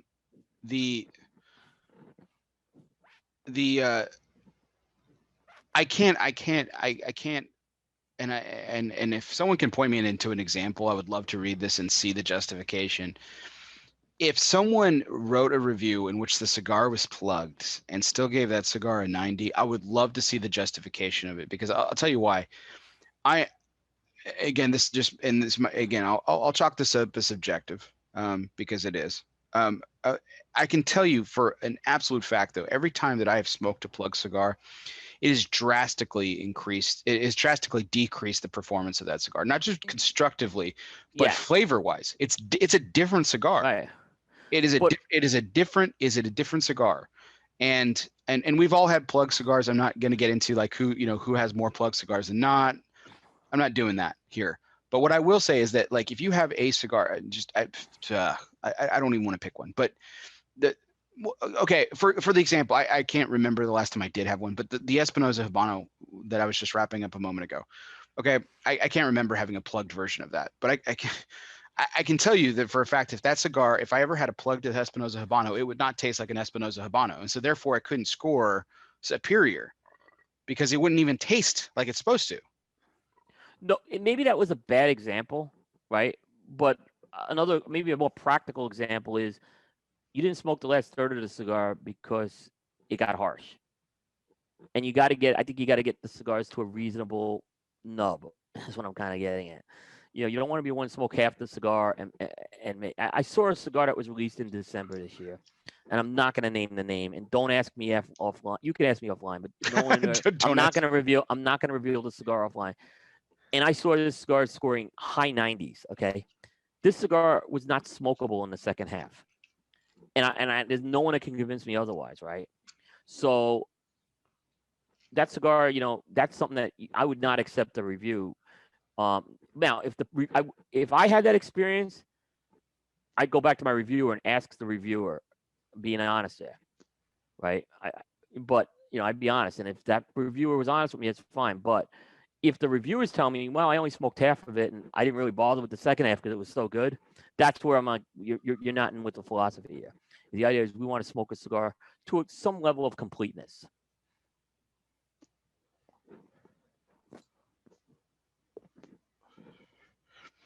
I agree with that. That's fine. And I don't think it was necessarily a bad example, because it is kind of like, it is something that I'm sure comes But I up. have seen it, Bear. I have seen it where the cigar was going out multiple times, and then I see the score like 92. I'm like, what? I'm like, how? Like, how does that happen? Like, because there's a ripple effect with something like that. You can't draw the cigar; it's unsmokable. I completely agree. That's why I'm flabbergasted by anyone who would give a superior score to a plug cigar. Do you remember the Brian Glynn review of the Protocol cigar? Yeah, the one with the split cap, right, or the busted cap. The crack. Yeah. So here's where I'm going to like a lot of people beat Brian up for that. Okay, but I defend Brian on that. Like I wouldn't have I personally wouldn't have published the review, right? But Brian's an experience-driven review. He's giving you his experience. He's not doing a technical assessment on multiple samples or anything like that. He's putting the camera on and he's saying this is how he's smoking it. Like that's not my philosophy. Our philosophy is a technical review where we look at all the components of things. So that's again, that's how. And I'm not going to fault Brian if that's his philosophy for doing that. That's what he does, and ultimately the audience is going to decide which they'd rather see or tune into. Anyone's opinion of Brian notwithstanding, the one thing that I really like about Brian is he's just unapologetic, and I think and in a similar fashion to the way that Aaron is, developing. They don't make, and I think I've told you that, like especially at end of the year list, man, we get the phone calls. Why didn't I make the list? You didn't make the list for two reasons. One is the cigar wasn't eligible, or two is the cigar wasn't smoked. It's very simple. And maybe a lesser reason is we didn't get background information on the cigar. Which is, that's a huge. Sending me a cigar with no background information, you might as well just say you're going to be at the bottom of the queue and you're fine with that. If you don't know that Cigar Coop is a news-driven information site, and you're sending me like a cigar to be reviewed, and you've not given the information to anyone but aficionado or anyone at all, you're going to be at the bottom of the queue. There's no way. It's not to be mean, but we have there are other people who are buying into how we do the reviews and working with us. Absolutely. This was the first year I've gotten comments and questions in previous years, but this was the first year where I got to experience that firsthand. I got to experience the complaints, and I was fully prepared for it because you had been preparing at me for the last few years about it, and it was an interesting discussion point with some people that I consider to be friends. Because it was. Oh, it was. I can tell you, you have to be blunt and direct, and just unapologetic. Yeah. Yeah. I mean, I don't know how else to say it. the criteria is very much out there. If you're complaining that your cigar, if you're not on the list and you didn't get a review above a 91 or above, you shouldn't be asking me the question. Um, it's quite simple on that. I just, and you're asking me why is this one on the list? Well, there's 30 articles throughout the month of December that explain why it's on the list. I don't know how else to explain it. What do you want from me on that? So it's not meant to be. You have to put the friendships aside when it comes to the cigar to your list. You do, and every year, as you grow, every year someone's butthurt on it. Well, in my case, I think the butthurtness is just going to expand because I have no plans to go past the top 10, and so the list is short. So right, and you're not doing reviews on your philosophy is different. I love your philosophy, by the way. Smoke the cigars, right? You don't do a review site, but you talk about what you smoke, right? You do reviews for Dojo, but you have input to that piece, which is separate. Because I remember I asked you on a couple of things. I said, "Hey, you gave this a cigar on Dojo this score." He's like, "Coop, I only smoked what they gave me. I didn't really smoke it throughout the year." I'm like, "That's a fair reason." yeah, I mean, well, let's put it out in the open. You asked me about the Superfly, the Oscar Yeah, it was Valdez. nothing Yeah, wrong with that cigar. Yeah, but it's a great it cigar. didn't meet your didn't meet your criteria. Yeah, I didn't smoke enough of it, so Yeah. it was ineligible. Yep. So, not ineligible. It didn't meet the criteria to bolster a spot in the top 10 of my Yep. cigars. So it's Yep. no, it's a great cigar. Yeah. So I want to credit Matt Ty here for giving me this nice little pivot into this to return from the sidebar into the main component of cigar coop growth. But so I'm going to utilize this. So he mentioned how Padron, he was curious how Padron did not take advantage of 2020 in the way that a lot of brands that we did mention have, including Fuente, which is you could argue that Fuente and Padron are in that this upper echelon class of they could continue to do what they're doing for years to come and not change their philosophy and probably still see growth year over year in popularity. But was that curious to you, or because that's been Padron's style for so many years that it just didn't phase you? The answer is it did surprise me. Um, what's one line in the Padron portfolio that could use a boost? Damaso. Damaso. Yeah. You had an opportunity here to basically tell the story of Damaso. Again, Padron's a great company, and they have so much. They have so much. They probably didn't need to do it. Um, they could have connected with people. I think it would have been nice if they connected with people. I understand if that's not something they're comfortable with, so I won't criticize them with it. But I kind of looked at Damaso. I'm like, man, you had an opportunity here to really tell the story of Damaso, and they didn't do it. So, and that's I guess I think Damaso is a misunderstood cigar in the port. It takes a long time to build a brand, but I think that one's getting to a point where it needs a little boost. But again, who am I? Padron's so successful. They're great people at Padron, so I'm not, I don't want to nitpick on them. And a lot of their business is not the Facebook crowd either. Keep in mind. So I think sometimes we get too wrapped around. Well, this person wasn't on Facebook enough. Here's the other thing: most of Coop's traffic on the website comes from Google. That's what we look at. Google. It's the person who's not on Facebook that's reading our stuff, and that's making a big difference on the numbers. So I think there could have been some improvement with Padron, but again, I'm not gonna pick on them too much on that. Well, do you think they'll ever admit that Padron Damaso was a failure by Padron standards? I don't know if they consider it. I don't know. I don't know if they consider it a failure. I know. Clearly, they don't. No, that's my point. Like, it was unfair. By Padron standards, though. I mean, when we talk about Padron, we talk about the 1926, the 64, the anniversary series. Right. Like, these are standards of excellence year after year. They're on favorites. Everyone talks about them. Everyone smokes them. They will always sell. Yeah. Have always sold. I mean, in every facet, with the exception of maybe social media presence, which they give a shit about because it doesn't matter. But in every other facet of business, they are exceptional. And this one fails to meet that criteria. And I would love to hear them say anything to the contrary. And if I'm wrong on that, that's fine. I'm okay with that. I just don't see it. When Damaso came out 5 years ago, it didn't get the highest scores. it really wasn't getting those high scores, right? But I interviewed George Padron the first year Damaso came out, and George was looking at it more from a long-term strategy. Okay. I don't want to put words in his mouth on that, but he made the point, and it's a valid point. It takes a long time to build a brand, right? But now we are on 5 years, and I think now we're at that now or never piece about Damaso.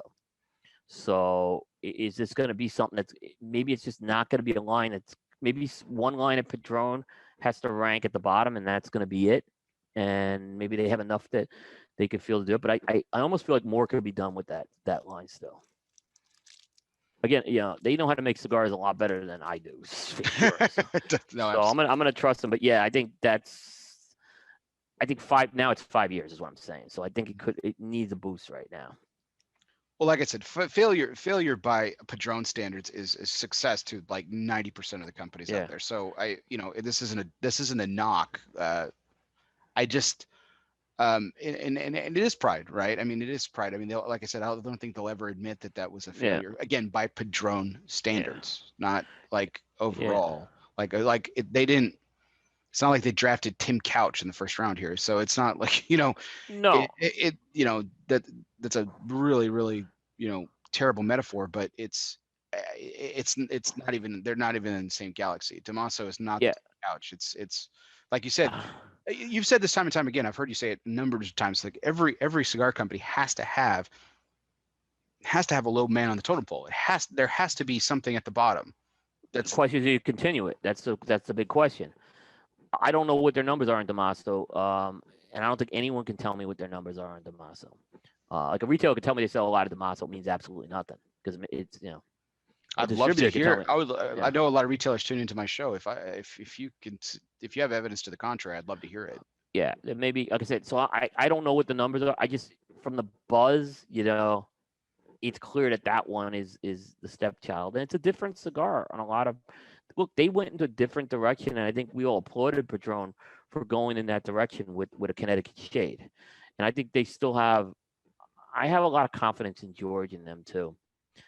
But it's gone slower than I thought. So I think it could have used some help with some of the social media this year where you really tell the story of this cigar. You kind of do a blitz of podcasts with that. It doesn't have to be George on every podcast. Other members of the family could do it. I think that would have helped. And I think if you build some momentum on social media, maybe the Google stuff follows, the non-Facebook crowd follows. So I think that's also part of the thing that's part of their model, and it has been successful. So if it ain't broke, don't fix it. But you pointed out something very clear, is that they don't really have ambassadors. They don't have reps. They don't have ambassadors. I mean, if you think about we lump Padron and Fuente into the same dichotomy of this upper echelon status in the cigar industry, but Fuente has ambassadors. They have Carlito. They have Liana, they have Cynthia, they have Jose Blanco now, they have Jeremiah Marifel, who's kind of an unofficial ambassador. Then they have these influencers like Angela and Melanie and other folks. So they've gone about, well, they're still very close to the vest and have a very similar philosophy. They've kind of expanded that part of their universe to their success, I believe. I mean, I don't think I'm alone in that opinion. Right, but here's the thing. Anytime Padron announces a new cigar to aficionado, which is the way they announce their cigars, and there's that's what they've done, it's going to be big news. I mean, look at what, it doesn't matter what the cigar is. It will be big news. And, like I said, that's where I'm going to say, you know what? That's one where, I'm going to chase that one down. And that's going to get prioritization because it's big news. There's no way around. So, Padron's influences and what they've accomplished is, it's hard for me to say. It's a little hard for me to Monday morning quarterback because they've been so succceccessful. Yeah, no, absolutely. But this one's the one I just wonder. Man, I think they can really make a success of that line. I don't know if it's remarketing it, retweaking the blend. I don't know what it is, but I have confidence they could do it. That's for sure. So that pivots me back into Cigar Coop, the brand. So we talked about the potential expansion, with bigger staff potentially down the road. You going full time at some point, right? In media. So what is the in the short term? What you've in the past 18 months you've expanded with the adoption of bringing on another partner, good friend Dave Burke, with Cigar Coop Right. Jukebox, right? Um, been fantastic for you. Um, It's done a great. It's yeah. It's and that's a longer term project. I'll tell you that. But it's done very well. so I mean, are we due to see any other similar type of expansions in the Cigar Coop world? There's been talk of a full time sports brand. Of doing that. I think sports is tough to do though. Sports requires a lot of time commitment to do that. You have to watch a lot of games. It's not easy to do that. That's why I a couple of times it's been toyed with, right? But it hasn't happened because it's really hard to do it. Maybe so we do some of the special shows like we do the baseball and we have some football, Indy, and maybe Kentucky Derby this year. But that would be the take the formula. Like I've learned taking the Cigar Coupe formula to music had to be adjusted pretty quickly. And I know the same thing's gonna happen with sports right now. And I learned that back on my Stogie Geeks days because Paul ran a security podcast and he wanted to take the security model and make it work for cigars, and it didn't work. So I knew kind of when I started taking what I did with Jukebox, the model was going to have to change a lot. So it's a very different model. And I see the same thing with sports. So, but there's going to be an enormous amount of time commitment to do that. But I think it's something that would be the next area for sure. So are you thinking about, would it be like a branching off of like a worldwide of sports thing kind of thing, like the way we've kind of done this in special edition cases with baseball, football, indie and the like, or would it be more focused? There is a focused angle that I'm looking at around Major League Soccer. I think you and I've talked about that one. That's something I'm looking at very specifically right now. But I think if I did like a primetime show, it would be more generally focused. And I think the original concept was maybe doing something during the NFL season to kind of launch a test balloon to see. I tried doing it a couple years ago myself, but it needs to be a fully engaged podcast to make it work. Mhm. So that's kind of where I would think it. But like I said, once I kind of start doing this full time, then I could start taking on that, like maybe that MLS project. The other thing is potentially producing documentaries and I've toyed with that one. It's a time commitment as well. Producing some specific video documentaries. I have to get better with video to get to that piece though. So that's something where maybe I bring in a video person for that, who really knows what they're doing. So Coop, you mentioned a lot of games that you would have to observe to do this the way that you Right. want to do, and the standard of excellence Right. that you've kind of made and everything. Yeah. So here's it's an appropriate question, but it's a little more open ended. One of the things that I've observed about you during our entire friendship and in our partnership working together, and I'm I'm continually in awe, sincerely, of you. Uh, your encyclopedic knowledge of virtually everything um, is is just befuddling to me. Like I I'm my one of the traits that I loved about my father, and it's been the most heartbreaking thing because of his suffering from early onset dementia and everything, is his memory. Prior to this was a steel trap. I mean, he could rattle off. I mean, it's where I get baseball statistics and movie stars and music, and the same thing. Very similar to you. That's probably why we have such a good relationship. But where does it come from? How did you develop this? Like, is this something you've always had a knack for, or is it just something like, this stuff's important to me and I just know it? Yeah, if you love this stuff, it's important to you and you do it. Like, so I'm a big music guy, I'm a big sports guy, and now I'm a big cigar guy. Cigars came along later in that. So you have to kind of love the topic to get that kind of. If you people have called it encyclopedic, there's guys who know more than me. I mean, I'll be honest. And there's times I can be made and exposed very easy, right? So I appreciate the compliment, but um, so I'm kind of a guy type A. I go all in or not at all. So even this cigar stuff, which I don't go down a certain road with, like cigar lifestyle, like it's not really my thing. I mean, we do a little bit of it on Thursday show, a little bit of on the Tuesday show, but I don't go as heavy into that. Um, so because it's just, again, I only have so much bandwidth. Ultimately that sports show may have to be something that's like what Dojo did with Robbie and Randy. It may have to be something hosted by someone else, just because there's a point where the bandwidth it's going to short circuit.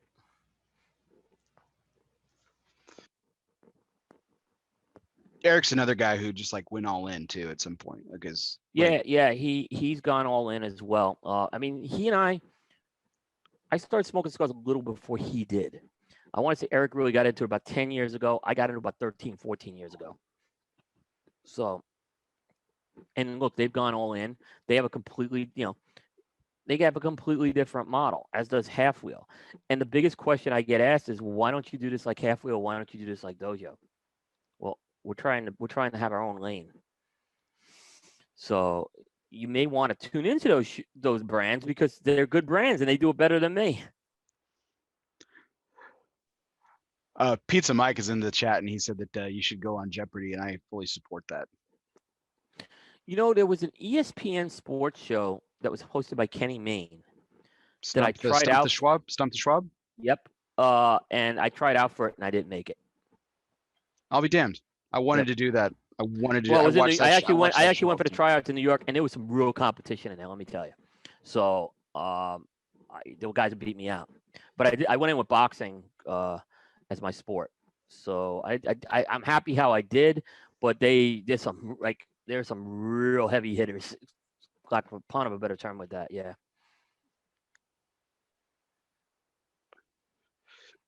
Really, really exciting to see what the years in the future will bring with the Cigar Coop expansion, whether it's sports or something else. And I'm just I'm pleased to be a part of it. No, I appreciate it. There's a point where I'm going to get into my life where certain situations are going to let me do this full time. So and then when that happens, I think I pivot and see what happens with that. So to take a back pedal a little bit, but look at this from a little bit more of a 30,000 foot level here.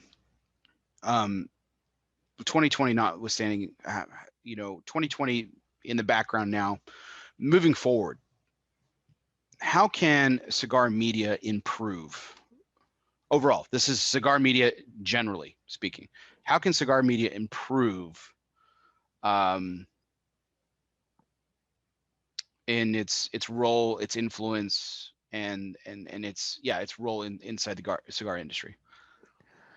Yeah, that's a tough one because what I've discovered is one size doesn't fit all with Cigar Media. And this is a debate right now on the YouTube end of things, right? So here's what I kind of say is I think preparation is key. I think the industry needs to be better about preparation. But the biggest problem I see if I want to say across Cigar Media, is fanboyism. That is, I think, the most compromising problem that Cigar Media has right now. It's not sponsors. It's not getting samples. It's fanboy, where you clearly see. I get if someone's a sponsor and you have to promote them a little more, right? But the idea of I have a buddy, this guy, I built a friendship up with someone in the industry. I have to take care of them.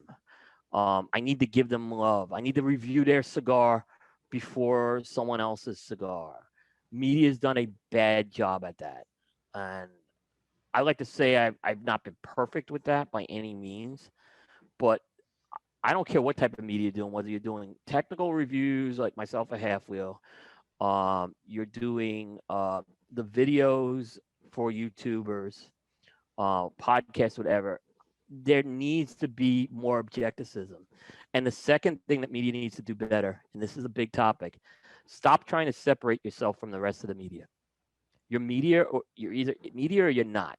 So, for example, when someone's taking a shot at mainstream media, take it as a shot against Cigar Media, because you're either media or you're not. And that's been a big topic with a lot of folks I've had to share. No, Cigar Media is not different.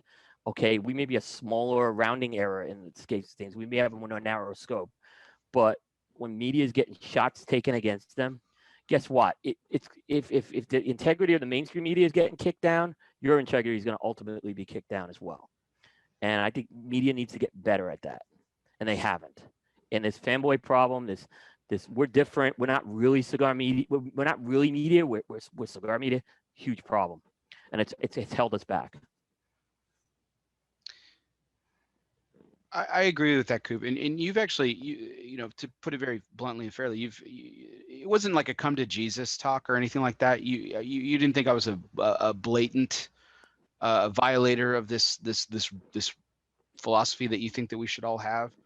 But you did comment to me one time that you thought that you know, I wasn't necessarily being as fair to everyone as I always say that I am, you know, in the way that I post the cigars that I post and things like that. And he's like, you put it very clearly. You said to me like, well, when's the last time you posted this brand? And I look back and you were right. I'm like, oh, I really haven't. And it's not that I don't like the cigars or anything like that. I just necessarily haven't. But I echo your sentiment. And another thing, and one of the things that really bothers me about and what I would love to see improve, kind of taking a cue from you there, is I feel like there is a lack of respect to certain manufacturers and brands, uh, Totally. particularly that have paid their dues. And I'll be very specific here, without calling necessarily the individual out, but I will talk about the person they were talking about. And it happened to be revolved around Cigar Aficionado's #1 cigar of the year. Now, Yeah. I loved the pledge, and everyone who knows me knows that I love Ernesto cigars. Right. I was confused about the pledge being picked the #1 cigar of the year because of what I try to fundamentally understand about the tournament and how they come up with the #1 cigar of the year. I just didn't see how a cigar went from, you know, jumped 8 points in, 6 weeks. It just didn't, it, it just didn't compute for me. But that notwithstanding, the criticism that Ernesto got, particularly from media outlets, There were media outlets that were very critical of they that. were very critical of it, and I was flabbergasted by this because I mean, granted, we're biased, right? Everyone is, Right. right? But I mean it was bleeding in those following days because it just seemed like and just the lack of respect towards a person of Ernesto's stature and what he has meant to this industry was, I mean, I personally was offended by a lot of it because I don't think you can look at the history, and I'm a big history person, as everybody knows. I don't think you can look at the history of this industry without telling the Carrillo story. And when a person is that has had that kind of impact on what you're basically covering, and for you to have that amount of disrespect towards that individual is, to me, is just, it's uncompromising. I just, it does not sit well with me, and I was personally offended by it. Frankly, there's just no other way to say it. Yeah, you can't be personally offended by it though, but you can say, you know what, this is where you're going to do a better job than someone else. Um, but I know where you're getting at, right? Because you have a lot of admiration. Look, we all have people in the industry we admire a lot. So I'm not saying you shouldn't take that component out of the equation. Um, but at the same time, if it's so obvious. Um, if you look at certain, like some people gravitate to certain cigars that they review, and then they have a very narrow scope of what their end of the year list comes out with, right? Because they're clearly smoking stuff that you can't always smoke stuff you like either. That's the brands you like. You have, and look, I think if anything coming out is hopefully more online media is going to review more EPC next year. Like you should be reviewing more EPC. So I would absolutely be reviewing more EPC. Don't worry about if they're going to promote you or not, right? I mean, there was one year in 2015, Bear. #1 cigar was Padron 50th anniversary. #2 cigar was the Debonair Maduro. Okay, look, I had a strong relationship with Debonair, but did not come close to the 50th anniversary, and I knew point blank that I was going to be. They weren't going to promote my number one cigar at all, and they didn't. But I had to make that choice to do that because it was the right thing to do. And like I said, I had a strong relationship with Phil. I still do, but I had to do it. I mean, there was no, you have to make those tough decisions sometimes, and you have to take the personal thing out of it. Yeah, and I'll take that criticism, Coop, and I'll and newer people tend to. What I notice is they take a little lumps and then they move away from that too. Well, no, I was just saying the criticism that you gave me that I can't take it personal, and you're definitely right though. But I'll pivot to that point and say that it is inevitable that one day, sooner than later, Rocky Patel will get a number one cigar of the year in Cigar Aficionado. I think it's inevitable, and I think it's sooner than later, right? We've been saying it. I think it's a fair thing to say, and we should all be happy when he gets it. Yeah, I think Rocky's place in the cigar industry history is prominent, and he deserves every accolade that he gets, and when he eventually does get the number one cigar of the year, it will be well earned. Whether I like the cigar or not, probably notwithstanding, has nothing to do with it. And the fact is that, for the most part, overwhelmingly, for the most part, I'm not a fan of his cigars. That's just my palate, and that's just the way that it's been. I love some of his cigars, mind you. There are cigars of his that I really, really enjoy. But I cannot see a place in me. I cannot see a place where I would have those kinds of comments about someone like Rocky, considering the impact that he's had on the industry. That's kind of where I was going with it. Yeah. But I'll take that criticism, and certainly grow from it. Yeah. Yeah. I think, like I said, you grow from it. Like, we've all made our mistakes here, and the key thing is you learn from the mistake. I still make mistakes. I mean, I still make a lot of. I did a whole 10-year article on the mistakes I made. So it's you have to just kind of fess up to the mistake, be honest, look in the mirror. And I'm not saying this was a terrible blunder you made either, at all. I mean, it was just it was an observation, and we're friends, and I could give you an honest feedback on that. 100%, and on a live podcast, no less. So yeah, without malice or no, exactly, or offense taken either. So, yeah. But so next question, in again from a high level perspective here, how can we, and when I say we, I'm talking about the Cigar Coop brand. So I'm a part of it. I'm privileged to be a part of it. You're obviously the head of it. Aaron's a part of it. Dave's a part of it. The whole team in the background, your editors and everything. How can we be better?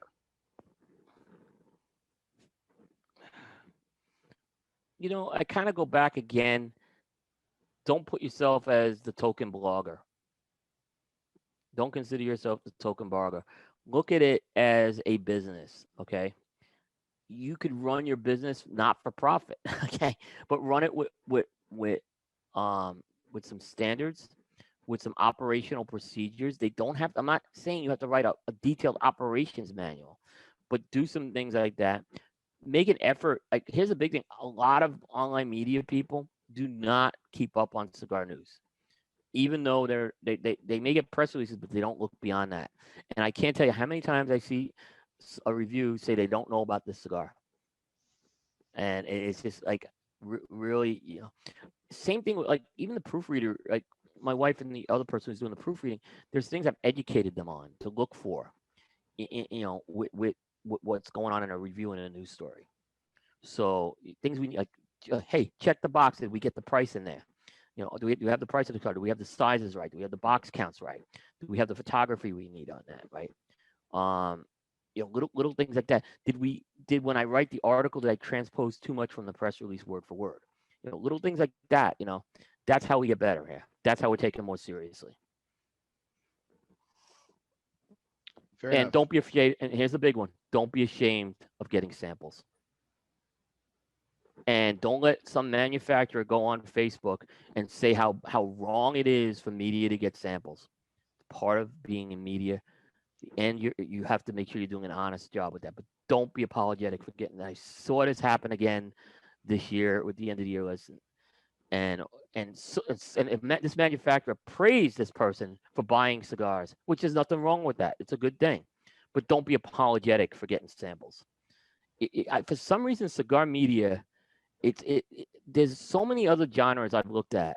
Bear with this, food, fashion, Cigar Media. It's the most evil thing in the world to get a sample. It's like you are committing a sin at all. It's like, so I really think media needs to do a better job with that. There's nothing wrong with asking for samples. Just make sure you're doing your due diligence with it, that you're smoking it, you're giving them feedback publicly or privately. You may not be reviewing it, and that's okay. But don't be apologetic for it, because it makes us look like it makes us look like the minor leagues. And I don't care if you're doing a simple YouTube channel or not. We look like the token blogger doing that piece, and we have to kind of look. That's a business model that is in media, and we need to do that. Well, as you've said before, Coop, I mean, that's all you're here for is just the samples. It is. Now, look, if we're in the trade show, and remember I told you this, we have to abide by the rule, the archaic rule, which needs to be struck, and I'll say it on the show, that we can't ask for samples. By the way, I was allowed to ask for samples at TPE, and no one bitched about it. So, we don't want to be. Look, we have to respect the rule. I don't care if the rule's not enforced, right? That's like someone said to me, well, they don't enforce the rule. I said, I don't care. We're not going to break the rule. We're going to respect what the rule is. We don't have to agree with it. I agree there. Have we fought pod with that? Oh, sure we have, but I don't think it was deliberate. Yeah, but I think 95% of the companies out there are more than willing to give you a sample. That's the whole point. Right. They're more than willing to do it. And look, if there's someone you don't want to give a sample to as media, what did Nancy Reagan say? Just say no. Instead, they blamed it on bloggers taking over one blogger from 2010 caused the whole problem. There was another one came along later on, but by then the problem was licked. But yeah. And no, I'm not going to name who it is. You can Google and find out.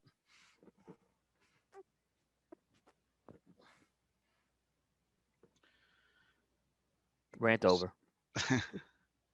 Well, let's put the spotlight a little bit more back on you, Coop, specifically. You personally. Now, you lumped yourself a little bit in there. So how can you improve? William Coop. I kind of mentioned this. On prime time, we've tried to be more hard hitting. I don't want to say we've tried to be edgy. We haven't tried to be radically edgy.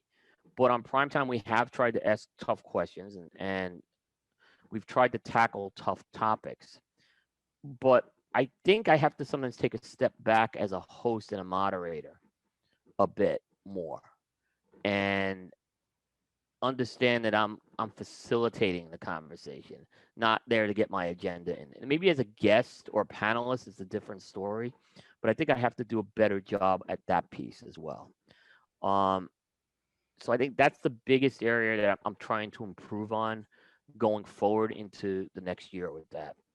As far as how we've worked some of the press release stuff, we just know the industry's fucked up with that, and I have to accept that. So I've tried to kind of be less. It's so fucked up, and so this. And look, there are people who, quite frankly, disrespectful about it. Okay, not a lot. Most manufacturers, I'd say 95% of manufacturers are great. I can't let those 5% upset me. So I'm not. You've been on the other end of those phone calls with me over the years, so I've had to get better. That's what I have to get better at. It's just I ain't gonna change it. I can wave a magic wand and I wouldn't change it. So I have to get better at that piece too. So to that point, Coop, about being more of a facilitator and everything, we were having this discussion prior to the show tonight. I think that there's a fine line between the moderator and the hall monitor role, so to speak. You don't want to. You don't want to push your agenda too much inside. That's the problem, and I think there were points I was doing that. Yeah. Yeah, but if I may, I think that again, go back to what we were talking about with you wanting to add someone to your team at some point, and to following suit with if the agenda of the interview is not going to what you feel is in the best interest of the Cigar Coop brand, I think you have a responsibility to kind of to rein it in a little bit. Oh yeah, Not I necessarily agree. No, edit I or agree. I agree. censor, but I think you have every right and responsibility to do that. Do you still disagree or? No, I agree. We won't let anyone bash. Look, sometimes it does happen with a guest. They're gonna bash someone, right? I think hopefully you've seen I've pivoted that enough, where I've kind of steered it away quickly. I can't censor it. I'm not gonna censor someone on that. But if there's a personal attack made, I try to quickly pivot that. You just try to do it the best you can. But it's gonna happen. It happens in a lot of interviews. Um, you know, so it is what it is, and but you're right. I do have a responsibility for that. There's certain things I'll say, look, we're not going to hit the guest up with this. We're not. You know, we didn't touch the whole Jeff Skip thing. It was, I got people saying, how was that not a news story, like top 12 news story? It wasn't. All right, it was a Facebook flame war that was going on. It's not big enough to have that. So there's things like that we've stayed away. We've stayed away from the politics a lot. Except, we've done a couple of things, cigar politics, and we had a little fun with the election night show. But in general, we do not get into political debate on a show. Yeah, I agree with that. I think that the entertainment level of the cigar of the Skip Martin Jeff Borshwitz discussion, I'll just label it that. Notwithstanding, I think when you look at it from the 30,000-foot view that we are in this one, that a retailer, granted a very significant retailer with great influence in Jeff, deciding to no longer carry a brand, or a brand pulling their brand from a retailer, by and large isn't newsworthy. It happens now. It happens every day. No, but if let's say we don't have a cigar retailer that has 100 stores, like I should say there are, okay, if that would be much more newsworthy.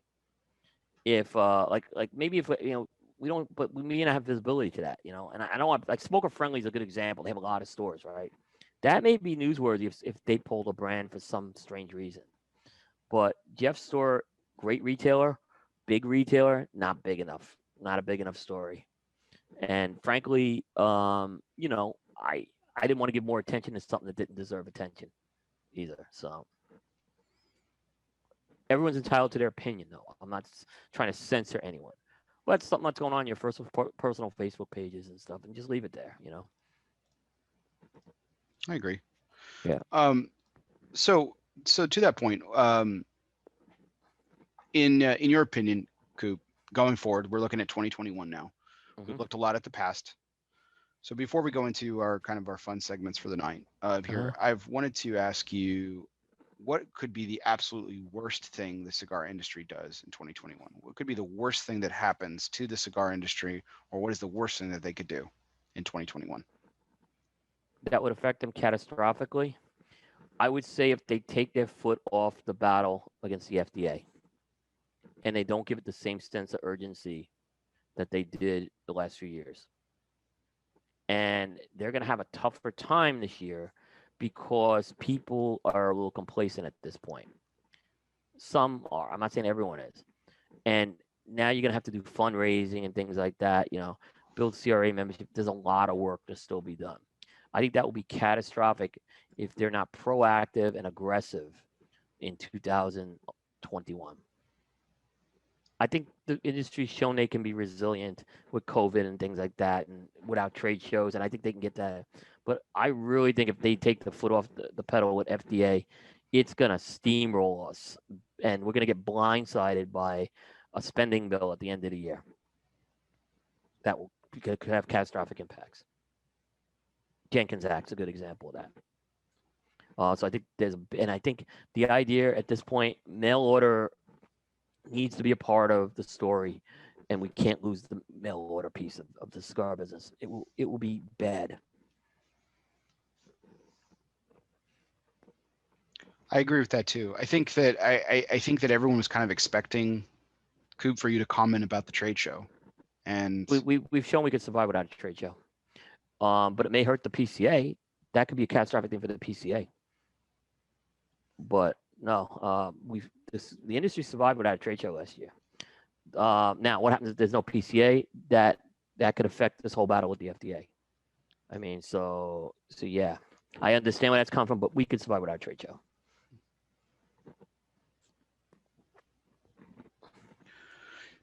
Well, Coop, I really appreciate you kind of going through those questions with me and everything. This was great. I didn't expect any of these questions, just from the audience. I didn't know what he was hitting me with, and I never talked about a lot of these things before.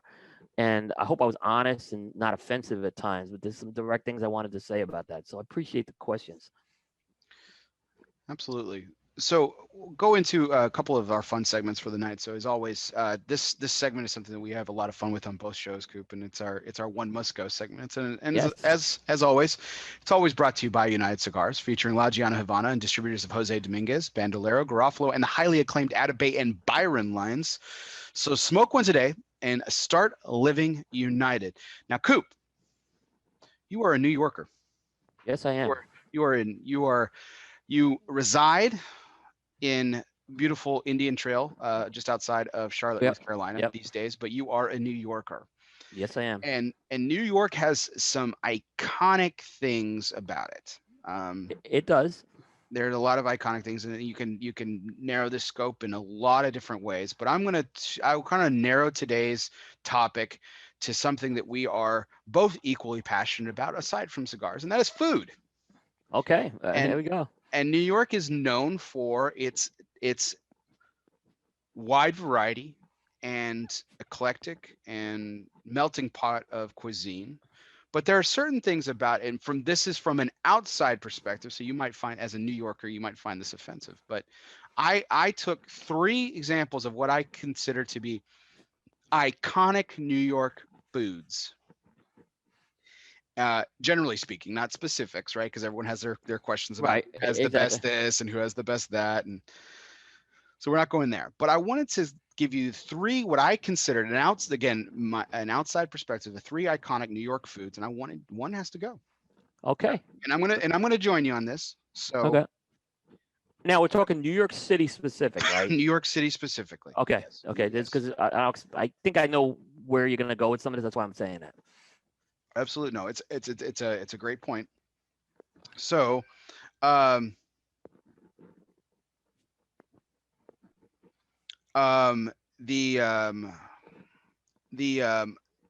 foods that I have chosen are pizza.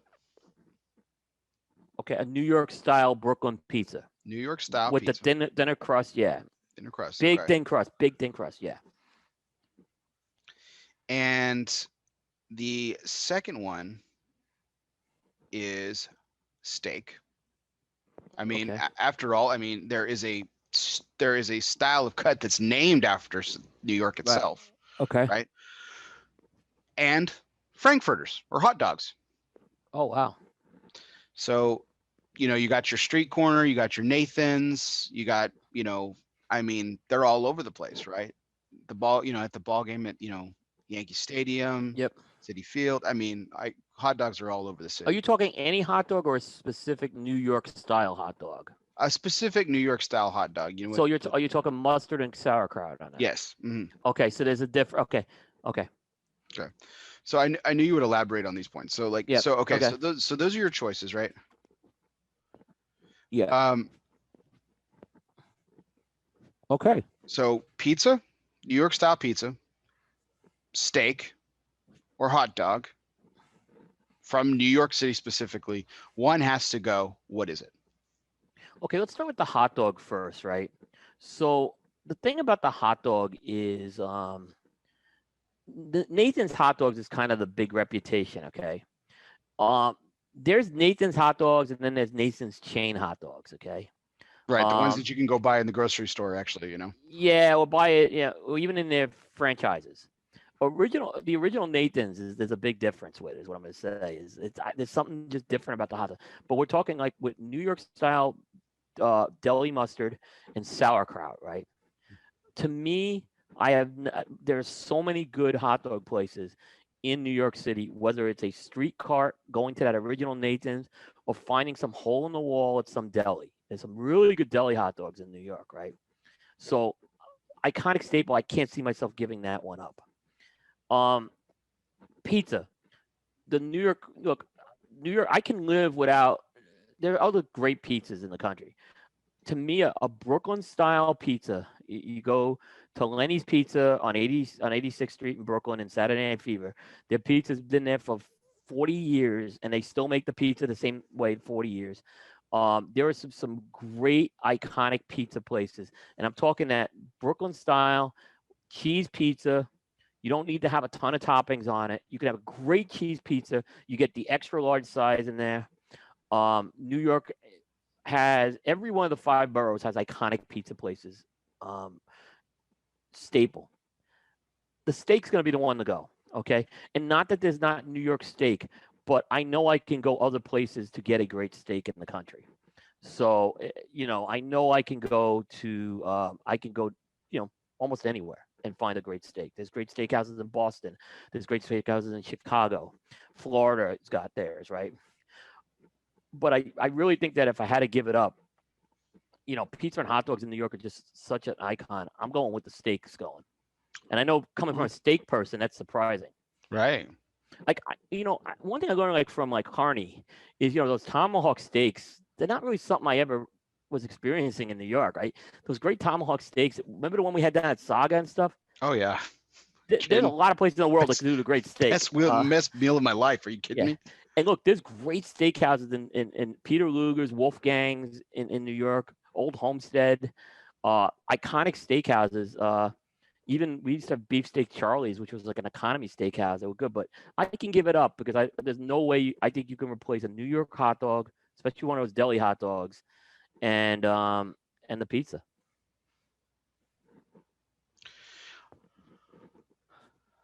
I'm not terribly surprised by your answer because I think that's a kind of a common, especially when you boil it down to just New York, especially there are, being from Texas, I mean, Right. we're king of beef down here. So, Right. yeah, you can get a great steak anywhere. You can get a great steak in Chicago, as you mentioned, Boston, as you mentioned. Miami, you've been to some great Miami steakhouses. Oh, absolutely. Yeah. There's some fantastic steakhouses here in Texas as well. Sure.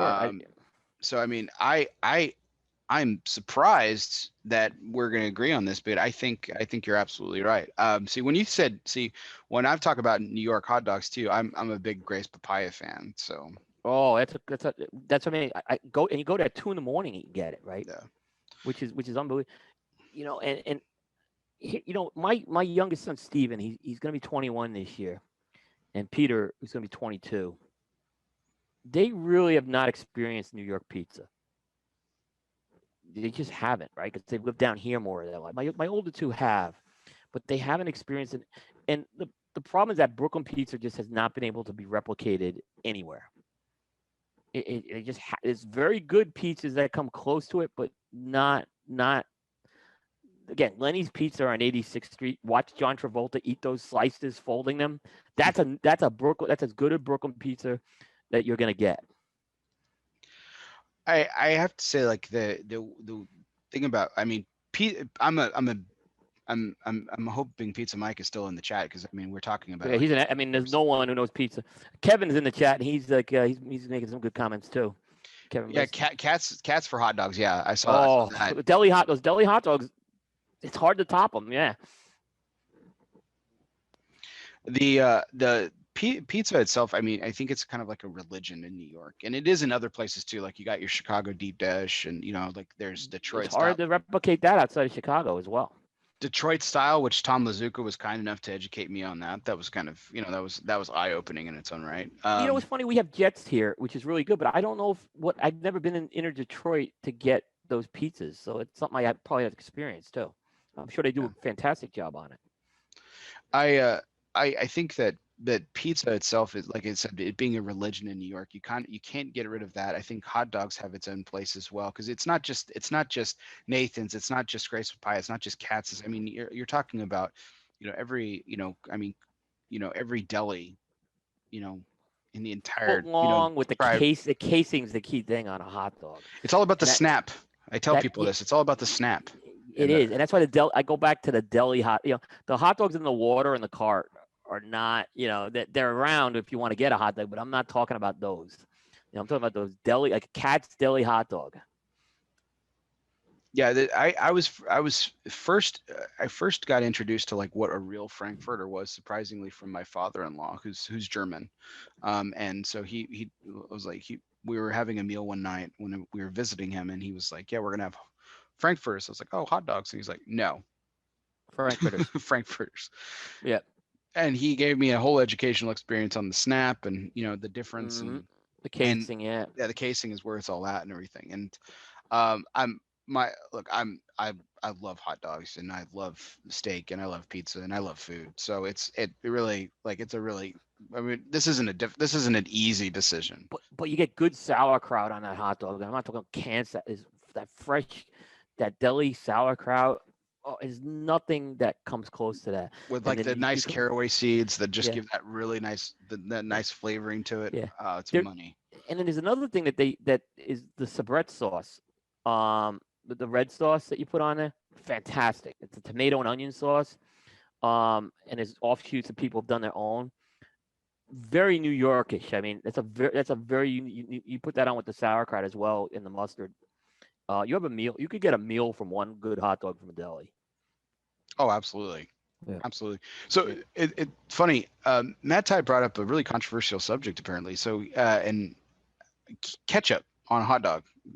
Are you opposed as well? Because he's absolutely. You don't put ketchup on a hot dog, or a New York hot dog. You don't put it on.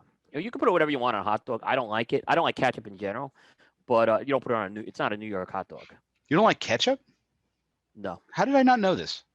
I very rarely get ketchup on anything. It's too sweet for me. I like barbecue sauce instead. I like a barbecue sauce with a little more tang on a hot dog. But again, I'm going with mustard and the red sauce. I call it Sabret sauce, but there are offshoots of that. That tomato and onion sauce is much better. I need to get you a jar of so every Christmas I do for gifts I give out spice blends that I make or sauces that I make. I'm in. I'd love it. So I make every year I do a ketchup, and so I've done root beer ketchup. I've done Pinot Noir ketchup with wine, and they almost become like barbecue sauces. Like I'm open to trying it. Yeah. As long as there's no egg in it, I'm fine. No egg in ketchup, man. You don't put mayo on a hot dog either. Oh. That's surprising to me, like how popular that is, and I've never understood that. That's the one that ketchup to me on a hot dog isn't as offensive as mayo. Yeah. Now a Chicago hot dog they're great Chicago hot dogs. I mean, I love a Chicago hot dog, and as well, and that's got the relish, and that's got the celery seed and the pickle. Yeah, so it's completely different. Yeah, and the peppers too. The peppers on there. But I haven't found the hot dogs as good in Chicago as the hot dog's the most important. I should say Frankfurter. The meat is the most important thing of a hot dog, and the meats that you get in New York are far superior with their hot dogs. That's what it comes down to. You could dress it up any way you want, but I'd love to take that New York meat and do it Chicago style and see how it comes out. It's hard. It's hard to do that in New York. There are places that do it, but it's hard. I'm laughing at the chat. I don't know if you just saw that last comment. Oh, Scott said JJ Red Hots in Charlotte. Bear, when you come to Charlotte, we got to take you to JJ Red Hots. Oh, I'm down for that. They have good meats. They use the Salins from Buffalo. Okay. Oh, so okay. Buffalo's Salins is fantastic, and they cook it like Buffalo style, where they let the casing get crisp. That's the key. What they do with a Buffalo style hot dog. Fantastic, and Scott's right that you could do it any way you want down at JJ's. It's good. That's a good catch, Scott. So I was laughing at Matt Cade. Said Matt Cade. Ketchup is a must on dogs. It's as essential to hot dogs as Seinfeld is to American sitcom history. Look, Matt, we are gonna get together. We're gonna get together. We're gonna have a hot dog together. We're gonna do that. The mayo comments are not going over well. No. Yeah, even Alan's even agreeing with us on this. And Alan disagrees with us on everything. Everything, yeah.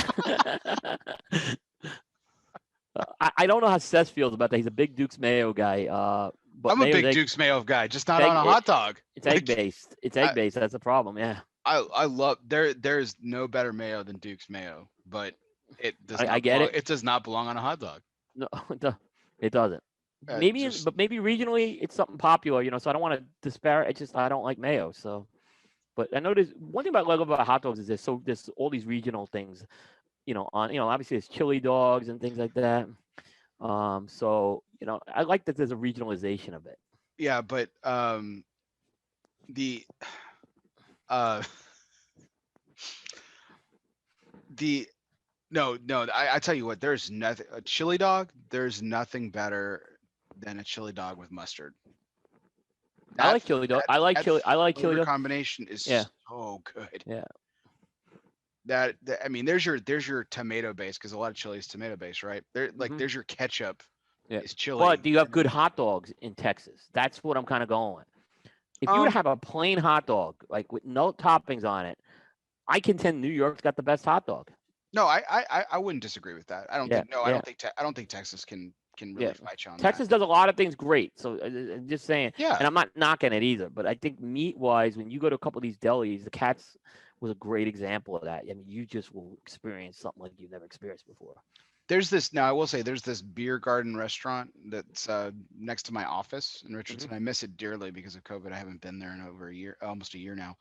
Doghouse, and they make incredible hot dogs. No, but it is topping driven though.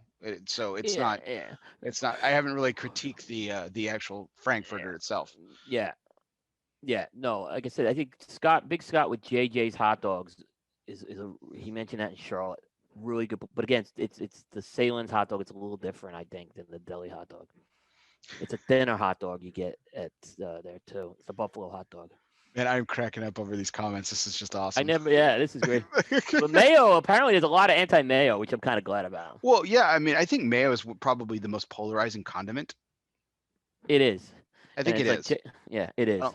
I don't think there's anyone that can fight me on that. Like, it's the most polarized. It is the most polarized. Whether you like it or love it, you have to agree. It's a polarizing condiment. There's that potato salad, right?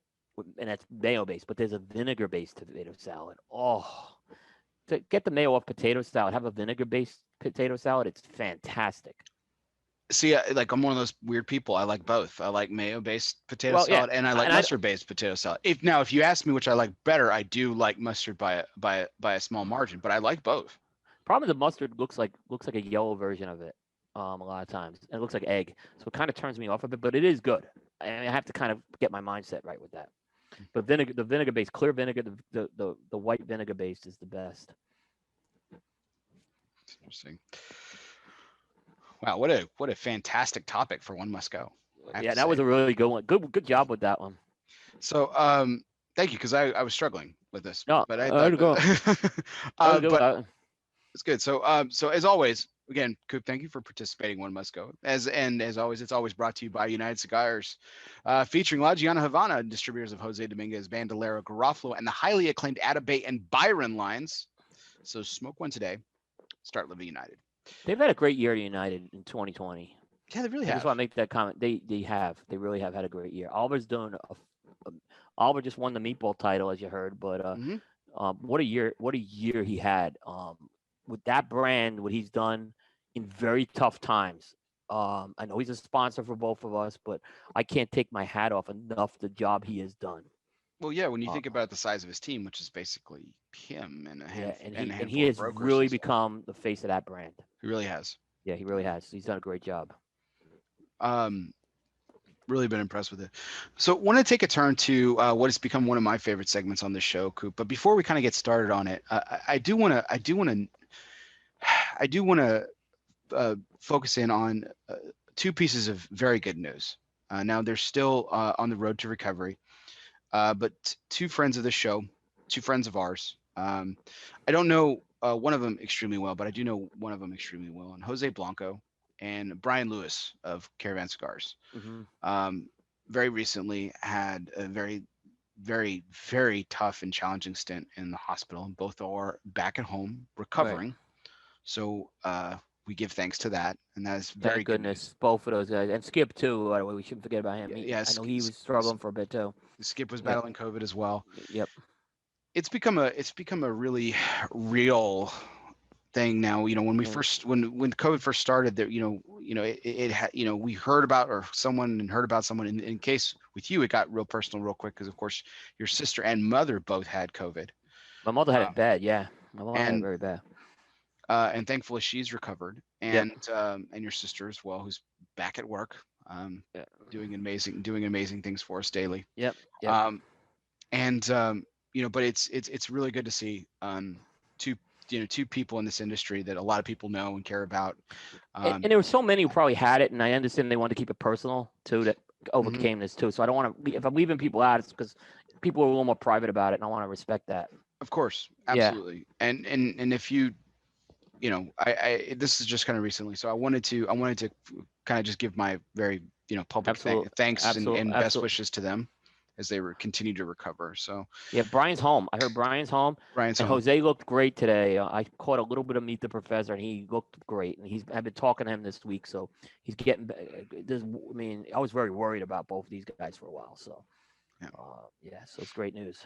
So that brings it back to our topic for today. So as you were privy to on my birthday take, you were a part of the very first one of these where I have started to ask my guests for a charity or nonprofit that they want to spotlight, bring awareness to, and hopefully raise some money for each week. And this has been, like I said, become really one of my more fun parts of the show, because it really allows my guests to talk about really what matters to them.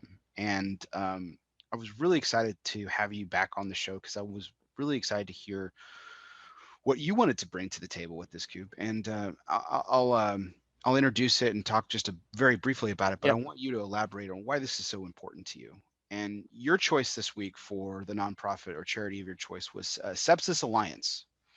And Sepsis Alliance has a very, very, I love it, very brief, poignant mission statement: save lives and reduce suffering by improving sepsis awareness and care. Their vision is a world in which no one is harmed by sepsis. Now, sepsis is, for a majority of our audience, and including myself, isn't very well known No. outside of the term maybe septic shock, but many rarely really know or understand Right. what that truly is. So Coop, I'm really excited to kind of open up the door and let you talk about why this is so important to you.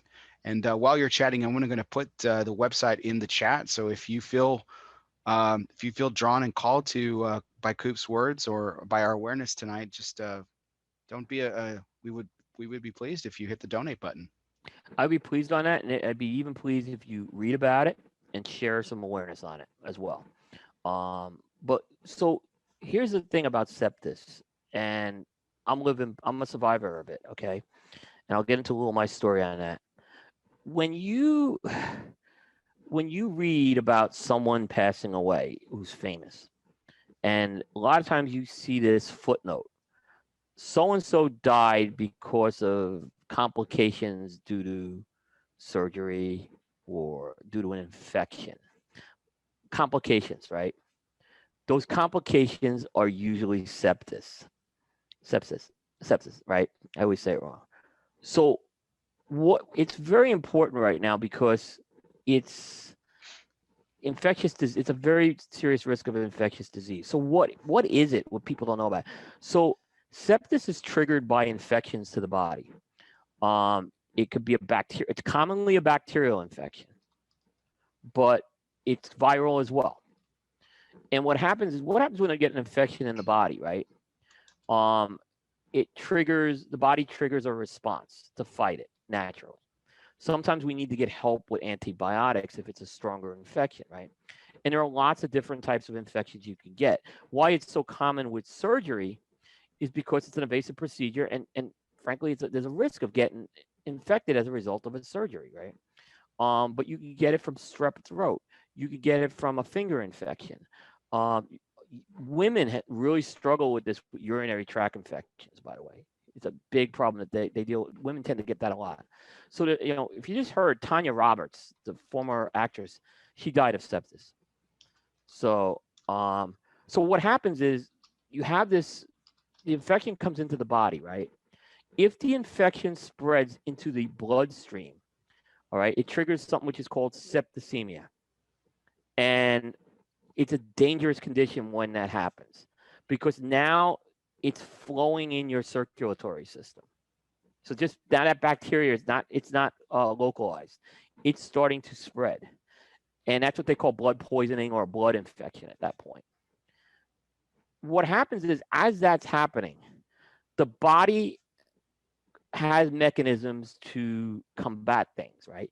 But if it starts really taking effect in the bloodstream, the body starts to short circuit. And that's when septic shock occurs. And that's when organs start to naturally shut down. And this can happen very, very quickly. And people just don't realize it. So what's the key to avoid getting, sepsis is you have to be very diligent about infections, and you have to take infections very seriously. Because it is a deadly killer, sepsis, and it's curable. It's curable through antibiotics, and it's more curable if it's caught early. I mean, a lot of people go in the hospital, and it's on the website, the Sepsis Alliance. 1 in 5 people don't come out of the hospital with it. And then people get in the hospital. It's a bad condition. And yes, COVID could trigger it. COVID could absolutely trigger this. So it's a serious condition. And I think people need to be aware of it. There's not enough awareness of it. And that's really what I'm trying to do on that. You want me to share a little of my personal experience with it? Please, Coop. The floor is yours. Okay. So yeah, I had sepsis. And Scott, I think Scott, he was just on a PICC line for 6 months. I had a PICC line for 1 month, and it was torture. I don't know how I got it. Okay. The story was, if you heard the story, I was in England in late October of 2018. I started feeling very tired and weak. I remember I was walking around London. I went back to my hotel. I was feeling weak. I thought I was just exhausted. I took a trip to New York. I was tired, but I was, okay. And then I took the famous trip to Lozonapalooza, and there's the story I fell asleep in Hector's office, right? I don't know, like I said, so that was the beginning of this, right? And then one of the big things that you got to be aware of is the lethargic piece is a big sign of this, right? The other thing you have to be aware of is if you're starting to run a fever. I started to run a fever later in November, and and I was kind of, it was a low grade fever. I was kind of ignoring it, and then the fever went up a little more, and that's the famous show we did with Omar where I went on the air that night. And I got some adrenaline that night, and I did that show, and after that we went into Thanksgiving weekend. I was in bed for a couple of days, couldn't move. I didn't go to a doctor. Okay. I thought I was feeling a little better on Saturday, Thanksgiving weekend. Sunday, my wife and I go to see Creed 2. And then we go out to eat. And my wife, who will call me the biggest hypochondriac out there, right? She saw something wasn't right. I don't know how she saw it, but she's like, you need to get to an ER room. And I went to the ER room, and they did a battery of tests, right? The last thing they did, because there was no infection showing up per se, but in order to test for the blood infection, they need to do what's called a blood culture, where they take a blood sample and then they put it in a lab, and it germinates, right? And if it germinates, if you get 2 positive tests with it, you have a blood infection, which means you have the onset of this whole thing. And usually it takes 48 hours. They came back to me like 9 hours later. I was positive. And they told me I had to go in the hospital at that point for heavy antibiotics. And I was told to take this very seriously, where it could be life-threatening. And then it was 30 days of antibiotics intravenously with a PICC line in my arm. And that knocked the shit out of me. They don't know how I got this, okay? There's one theory that they think when I was at maybe Lozonapalooza, I had, because the bacteria aligned a lot with a strep throat, right? It's possible I had strep throat at Lozonapalooza at that point, and it hadn't yet spread into the blood. But I didn't go get it checked. I didn't go to a doctor. I didn't go get it checked. So that was something that I should have saw a sign with right away. It's possible I got it through my toothbrush, right? Kind of I was traveling with a toothbrush. Now I dispose of my toothbrushes all the time. I use mouthwashes all the time. Uh, so they don't know how I got. The other thing is I take a skin medicine, which naturally lowers your immunity. So I take it for psoriasis. That makes you more prone for the bacteria in the body, and that bacteria can spread into the bloodstream. Um, Now, where this all got complicated with me was, and this is where I kind of get with people with COVID, like they say, oh, so and so really didn't die of COVID, they died of this condition, right? Well, I have a benign condition with my heart. It's a heart murmur, okay? And what happens with a heart murmur is there's a little more blood that leaks into the heart, right? And apparently the blood infection, since this is circulatory, the bacteria is like magnetized towards going into your heart. That could lead to a heart infection, right? So I had to get tested to make sure my heart was infected, because in most cases with the strain of bacteria I had, it goes right for the heart. And they told me I was extremely lucky I went to the hospital when I did, because my heart wasn't infected. They still had to treat me though as I had a heart infection, because they couldn't risk that bacteria still getting in there. So here's my advice to you: know what your body says. Don't let someone think you're stressed out. Like, if you're feeling not normal, if you're feeling tired all the time, if you're running that fever and it's not going away, get to a doctor, and don't be afraid to say, "Hey, I want a blood culture taken," because it might save your life. I'm a lucky person. So the Sepsis Alliance, basically what I want to do is I want to tell people my experience here, so they can be aware and help someone else save someone's life here. Because anyone is vulnerable to get this thing. It doesn't matter. You could be in the top physical health, but it could take one piece of bacteria to get in the body to cause this whole problem. So I didn't know that Matt actually had sepsis. Matt Ty. Yeah, he just was posting about that, and Wow. I mean, I appreciate you sharing that. So people know it. All right. It's serious shit, and especially with COVID right now, you can't do not take this lightly. Read up about it at a minimum. If you feel inclined to donate money, I think it's good. I think Sepsis Alliance is doing wonderful things. There's an awareness campaign. It's the superhero awareness campaign in September. I'll probably be doing something public. I didn't do it this past year, but because I didn't learn about the Sepsis Alliance really till last year, really, when I started seeing what I could do to help people with it. Yeah, I'm gonna do a walk a mile or something, and I'm gonna. The idea is to create awareness here. There's cures, okay? The other thing is they have a lot of resources to help families deal with this, and I can tell you psychologically, people who have go through septic shock that survive are never the same. I'm not the same, and I didn't get to the septic shock point, luckily, but it's not the same. It's a hard thing for families to deal with. And if people want to know why I'm at the compound here as much as I have, because I'm very worried that I have some sort of a lower. I have to still take that skin medicine, unfortunately, because if I don't take it, I could get infections on the skin. So I have a really tough. But I'm being real careful with this shit right now. it's it's one of those things that just doesn't get talked about at all, and because Yeah, we Big see Scott too. I want to say he's had he had yeah, his issues with this too. Yeah, with he broke his leg, and then yeah, yeah, this affected him, yeah. and he mentioned someone else in a second. Scott, I'll get to that example, but the examples, the thousands of examples that we see every day, is when you see or read an obituary, see a famous person died, or even a known relative, and like you, maybe a distant relative, and you find Yeah. out like, well, what happened? How did they pass away? Complications. Yeah, Complications at the hospital. that's your And, complication most of the time. and that's like you said, you were telling me this off air, Coop, most of the time it is sepsis. And that is such a disservice to this very serious condition, because I pled my ignorance on this. I had no idea. I mean, I knew very detailed about what happened to you, but I still didn't know until a couple of months ago that it was sepsis specifically that affected you It so. was a phase. I had it. Lucky they caught it in an earlier phase, but yes. Yeah. Well, Coop, make no bones about it. I mean, there was again, you caught it early and everything was great, but I mean, there was a chance that things weren't going to work out well. So I mean, That part I held back a lot on for a long time. I didn't tell people how bad I was. You and I were messaging in the hospital. I didn't even tell you. I said that's gonna be all right, but I was worried. Um, I mean, my mom and sister who know about this stuff, especially my sister, she knew how serious it was.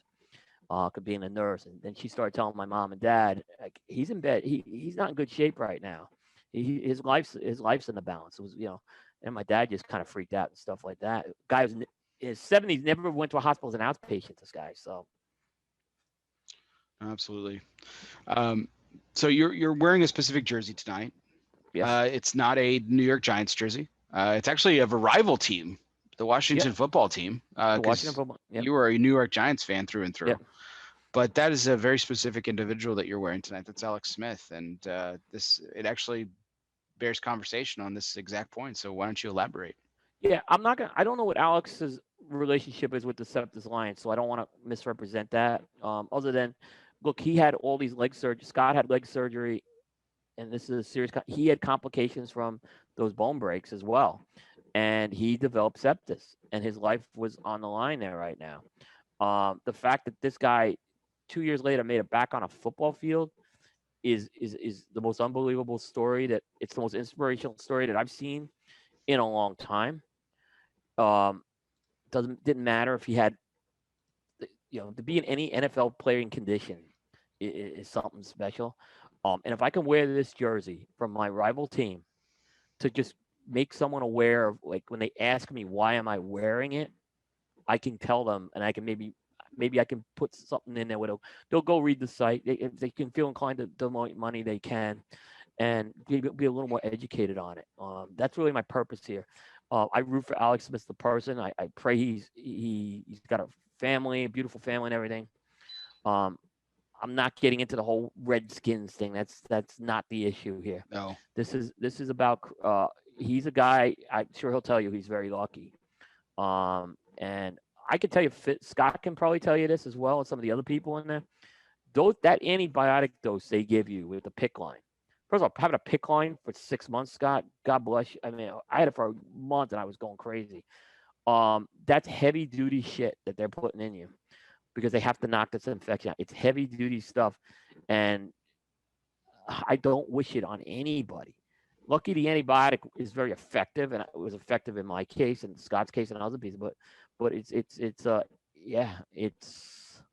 was rough. It was really rough.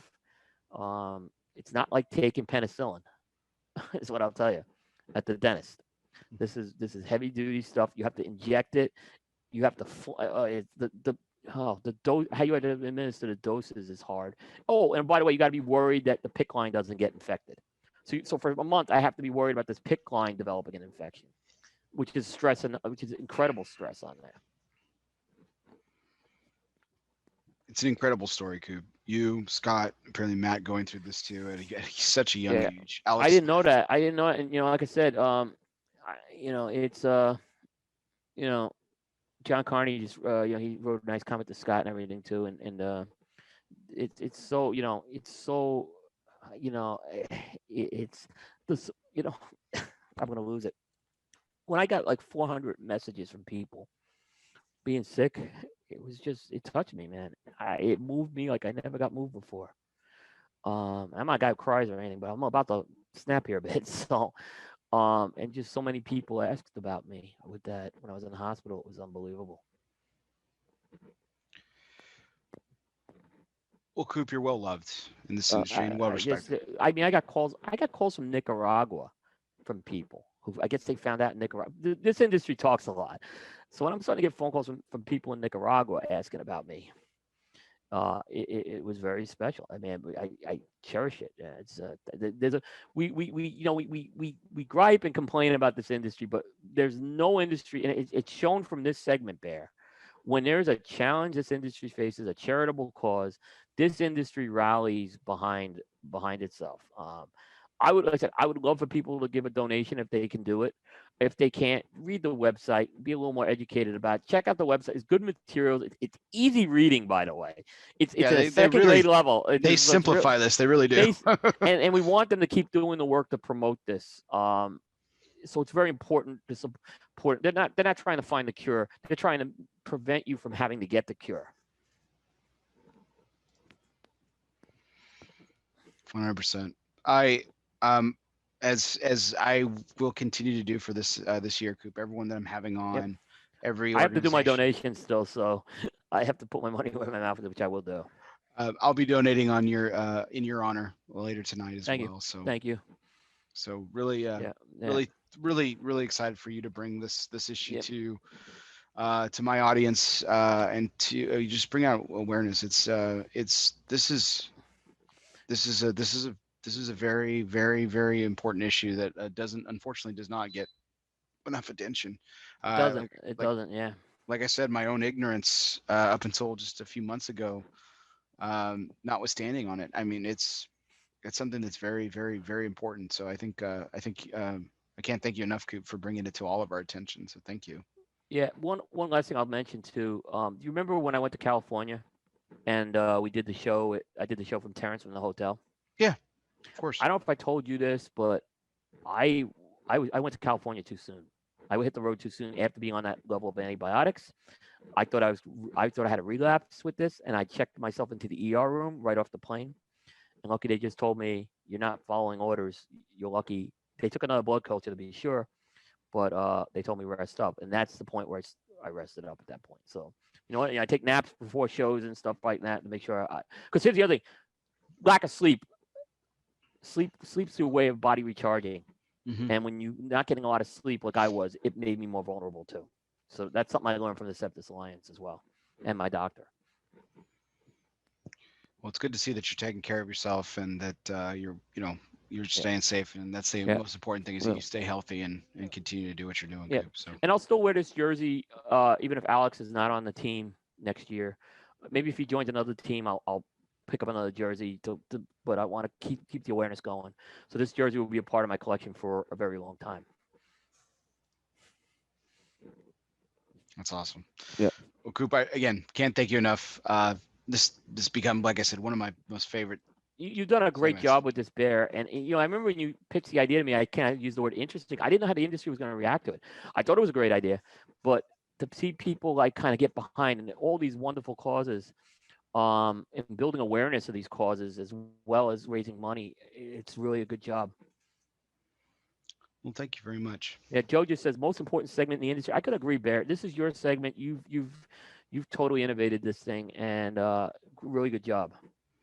And thanks for the opportunity for me to share this story. Thanks to the audience for hearing my story and taking a few minutes to just understand this a little better.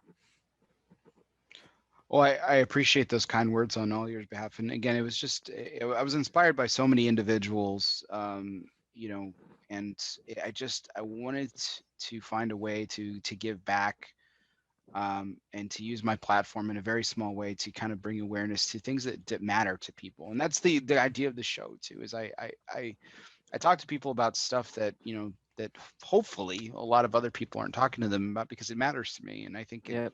I think everybody has a story, and this is another layer to everybody's story. Is Yep. just bringing something Yep. about it. So Yep. it's Appreciate it. been it's been really great. So speaking of stories, Coop, we I showed you this story earlier today, and it caught my attention because I thought it was I thought it was interesting, and I thought it was a Yeah. really fascinating read. It's not a news story. I edited my my classification of it because it's more of an op-ed. But it was published on Ministry of Cigars. You know, Ferdinand does a fantastic job, Fernand. Yep. Friend of. Yep. Consider him a friend. Yep. and he published this to go make this story making the cigar industry climate neutral. Yep. Okay, and I found it pretty interesting because um, it was talking about how the cigar industry overwhelmingly is climate neutral. You know, when you think about it, we're we're an industry that's based on an organic agricultural product that is naturally fermented, naturally cured. It uses organic food gum to to put the cap on and even Hmm. to put labels on, and it's it's by and large almost 100% climate neutral. And but he brought up an interesting point in this piece because it's it's not 100% climate neutral, because you think about the manufacturing that goes into making labels or boxes or hinges, and Hmm. transporting those products to and from the countries that produce them and everything. So you have to kind of consider things all in. And so it was an interesting read. I encourage people to take it out. It's again, I classify it as an op-ed. It's on Ferdinand's website, the Ministry of Cigars, making cigars climate neutral. But he brought about two companies. One a lot of us have heard of, one that many of us may not have, and then one of them is CLE. Christian Yep. Iroa Yep. and the Iroa family has been done taken some really drastic measures to lessen their carbon footprint. Uh, it's the goal of Iroa to make CLE completely sustainable with zero negative impact on the environment. A really interesting direction for that company to take. And then another one was Cigar Kings, which is owned by Philip Kugler, who's German, Right. and I'm sure he has distribution in the United States. I've heard of him, but you don't see too much of him here, at least in this country. He may not even be in this country, but I've heard of it. It's vague familiarity is the way I would classify it. But he's partnered up with an NGO to replant trees and basically not deforestation, but afforestation. Actually, try to replenish some of the rainforest that's being that's being taken down there in Nicaragua. So I thought this was an interesting read, like I said, and I brought it to your attention. I wanted to talk to you about it. So I wanted to get your thoughts and what you thought, because I know that you have had tremendous experience and a great relationship with the Iroa family. So I thought that would be an interesting correlation here. So go ahead and share your thoughts. Yeah, I think Ferdinand nailed it with the Aroas. They that's when you go visit their farm and their facilities. It's a core competency that they do there. So absolutely they do it, and I think Christian's done a really good job at promoting that. There's also better manufacturing and agricultural practices they do, and we just talked about infections and things like that they do to prevent the spread of disease, whether it's through humans or through agriculture. Um, I wasn't familiar with the other company as well. It was really good to see it. Here's what I hope happens with this article. I hope that Fernahan gets a lot of shit on it, and I don't mean that to beat up Fernahan. I want a lot of companies to talk about what they're doing, because I guarantee there's more companies doing this, right? And this would be a great way to start showing some of the positives that come out of the industry. Yo, I'm doing this. Here's what I'm doing. And really kind of create some awareness on this. This is not a global warming article. This is not a anything like that. Debate.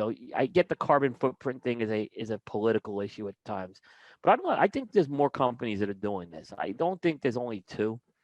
And even so I think that would be good if there are companies and you're aware, if you're listening to this, you're a company and you're doing things like that, share it. And I'd encourage you to share it with Fernand's page.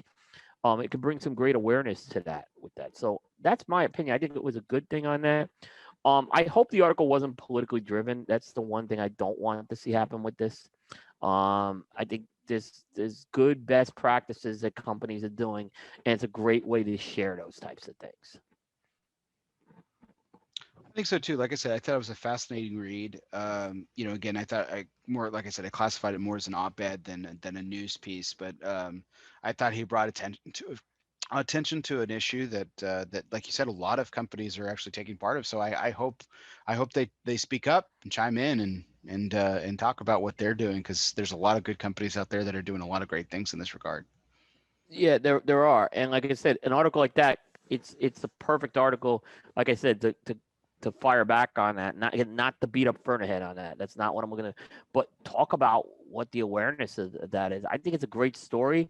I think Fernahead would share those stories going forward, and I think other people, maybe in the media, will get a better appreciation. I know there's other companies doing stuff like this from visiting the factory tours. I'm trying to remember the specifics of this. So I mean, the Row one, it's such a core competency down there. It's hard not to know that. But I know there's other companies I'm sure doing this types of thing as well. So I think it's a very good thing. So wanted to do some quick hits here on kind of the end of the year industry hits. We talked a lot about the industry in early for 2020 Yep. from a media point of view, and then also from I think from an industry point of view as well.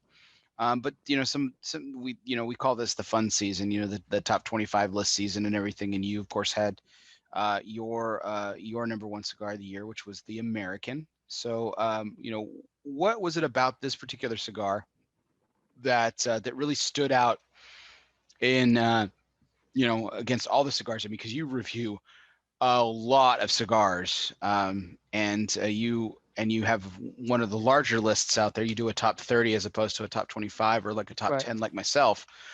What was it about the American that stood out that made it the obvious choice for the 2020 Cigar Coop #1 cigar of the year? So the Coop list is every list is different, right? And there's no right or wrong answer. But what makes the Coop list different is it's centered, and it wasn't always like this. It evolved over the last 4 or 5 years like this. It's centered around the concept of performance, right?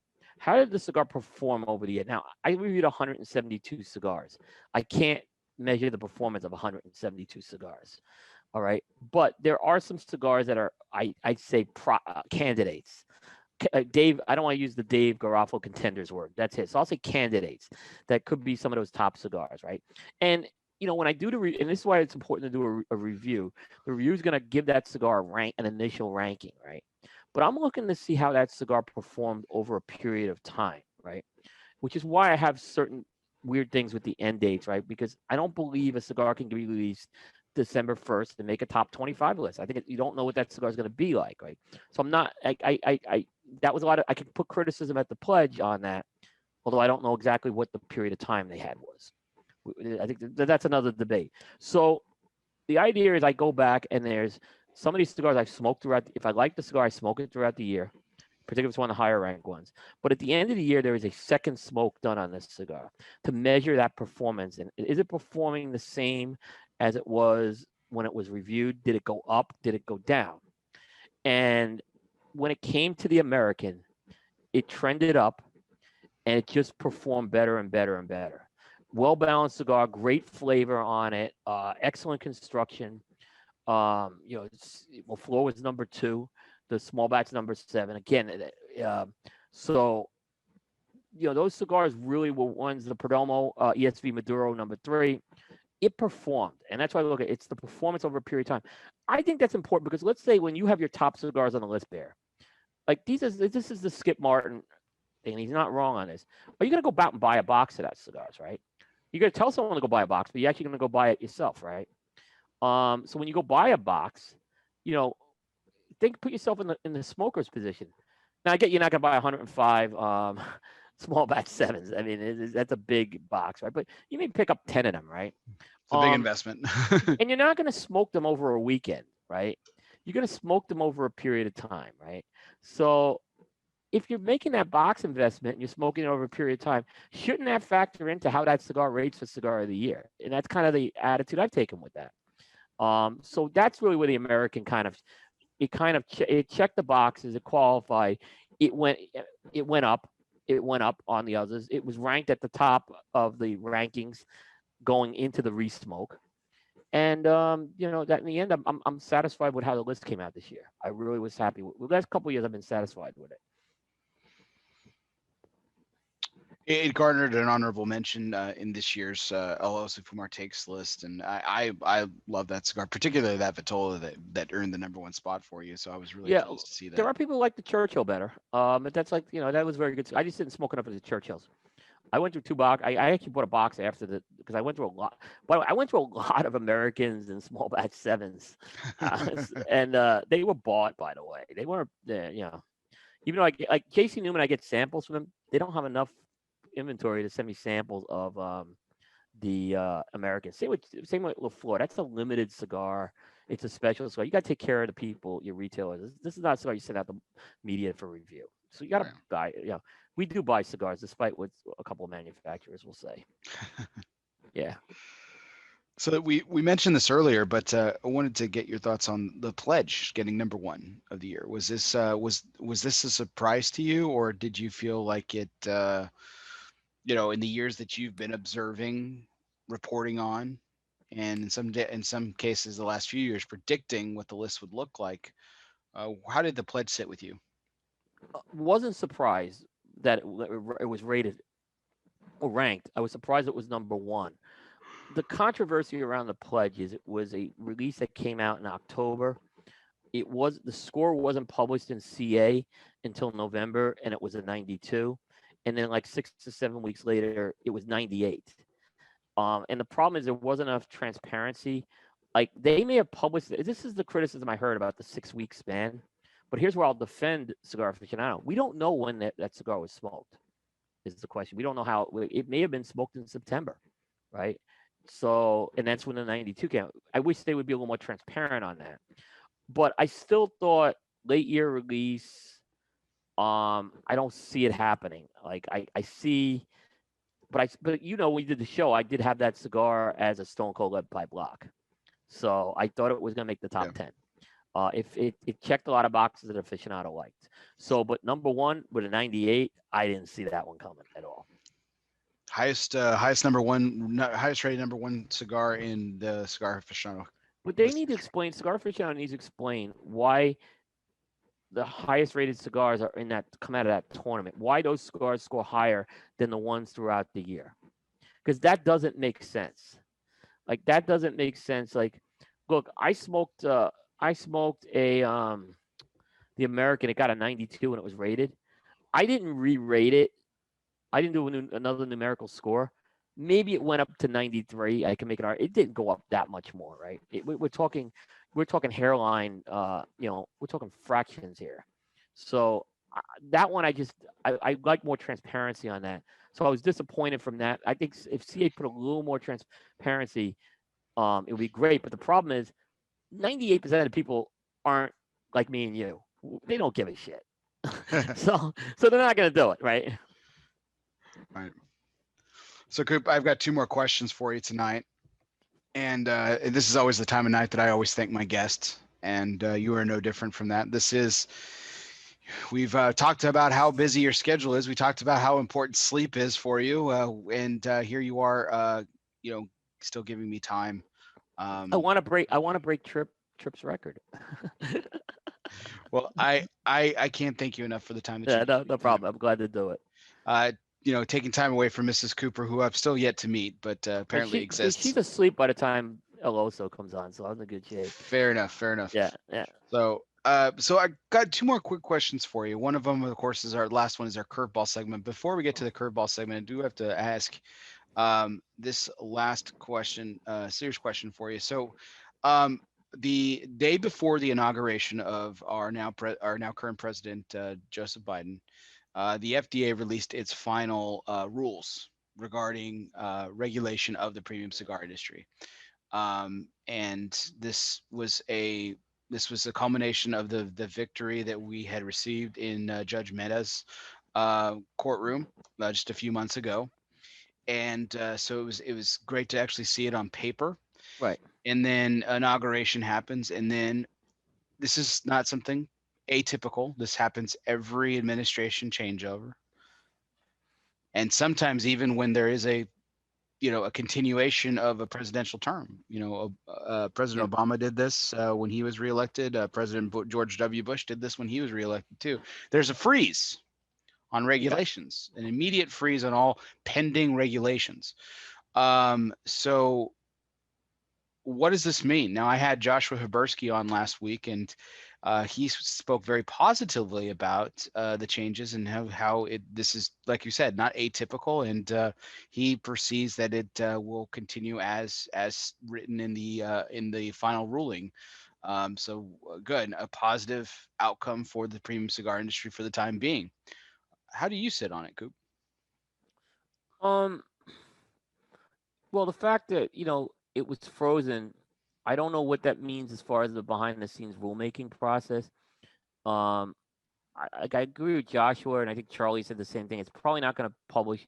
This is still going to go to the Federal Register as is, but it doesn't mean that the FDA is not going back to the drawing board on this stuff, and that they're going to try to come up with an SC process. And I think we have to be very cognizant of that.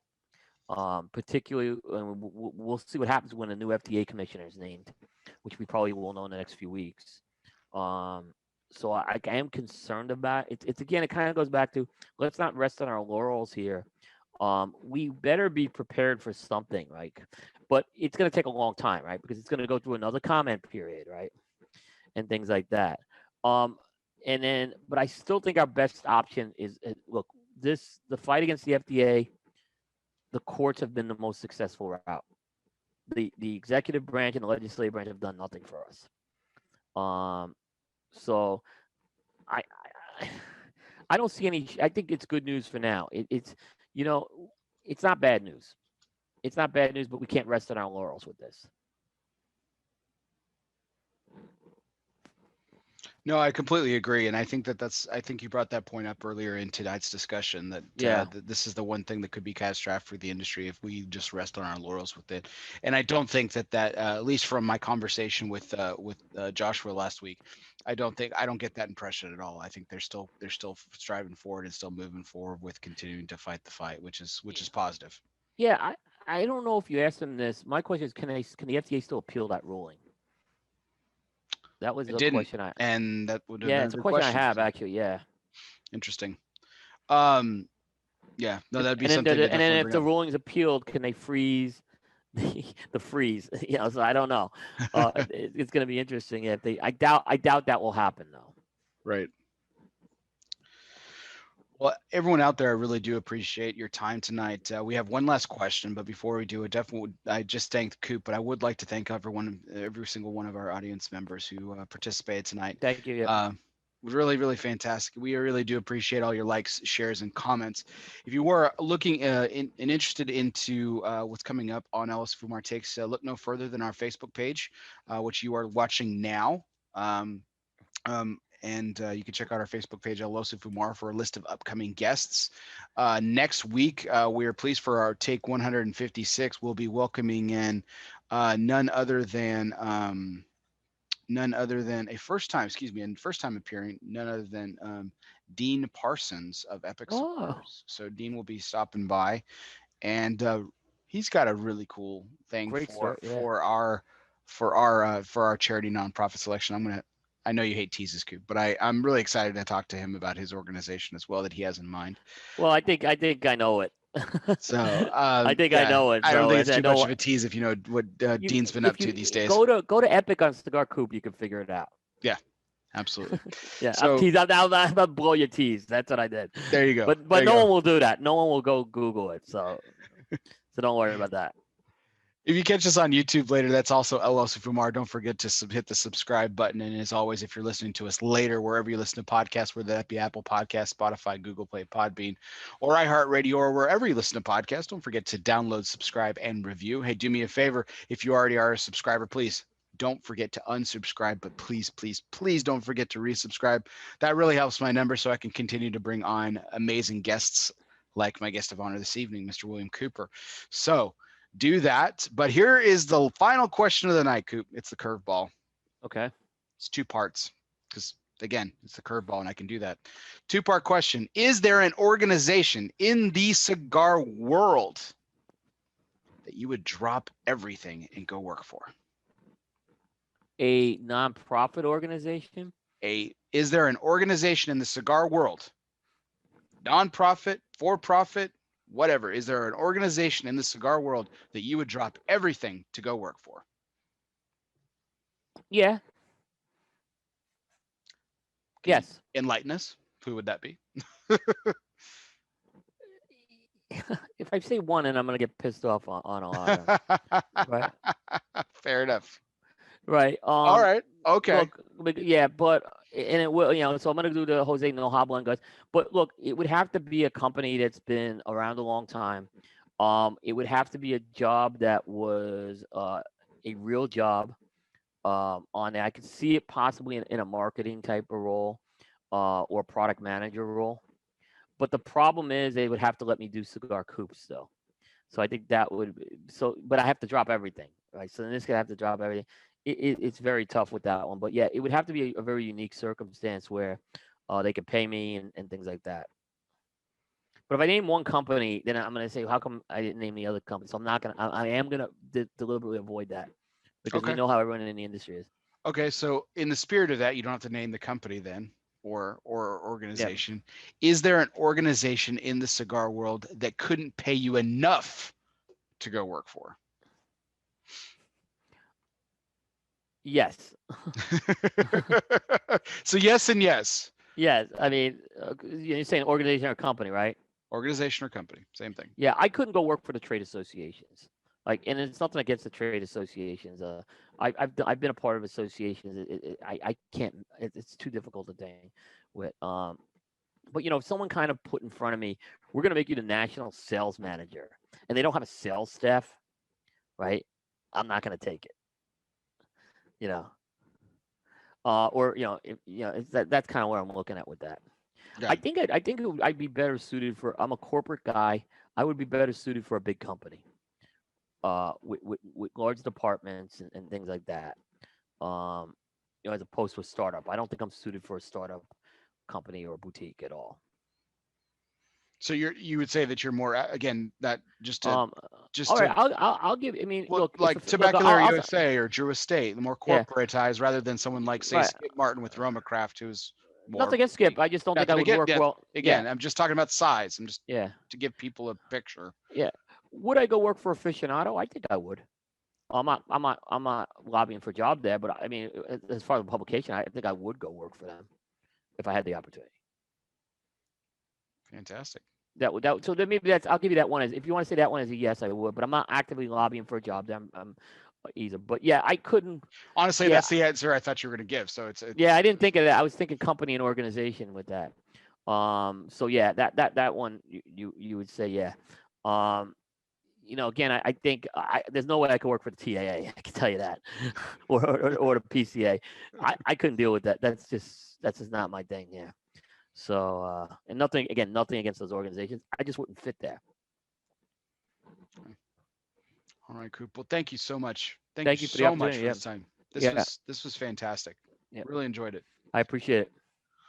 Our audience appreciate you. Thank you so much for your time. You're at it's almost 2:00 on the East Coast, so I didn't break the trip's record, but I'm happy. Next time. There'll be a next time. So. Yep. All right. Well, again, thank you so much for everyone. Thank you everyone for your time as well. We do appreciate all those likes, shares, and comments. And we'll do it again next week. Dean Parsons, Epic Cigars, coming for you on Take 156. But for now and for always, I'm Bear Duplessis, live from the Alec Bradley Lone Star Studios of Euless, Texas. This was our 155th take. William Cooper. He's him. I'm me. Guess what, everyone? We'll see you next time.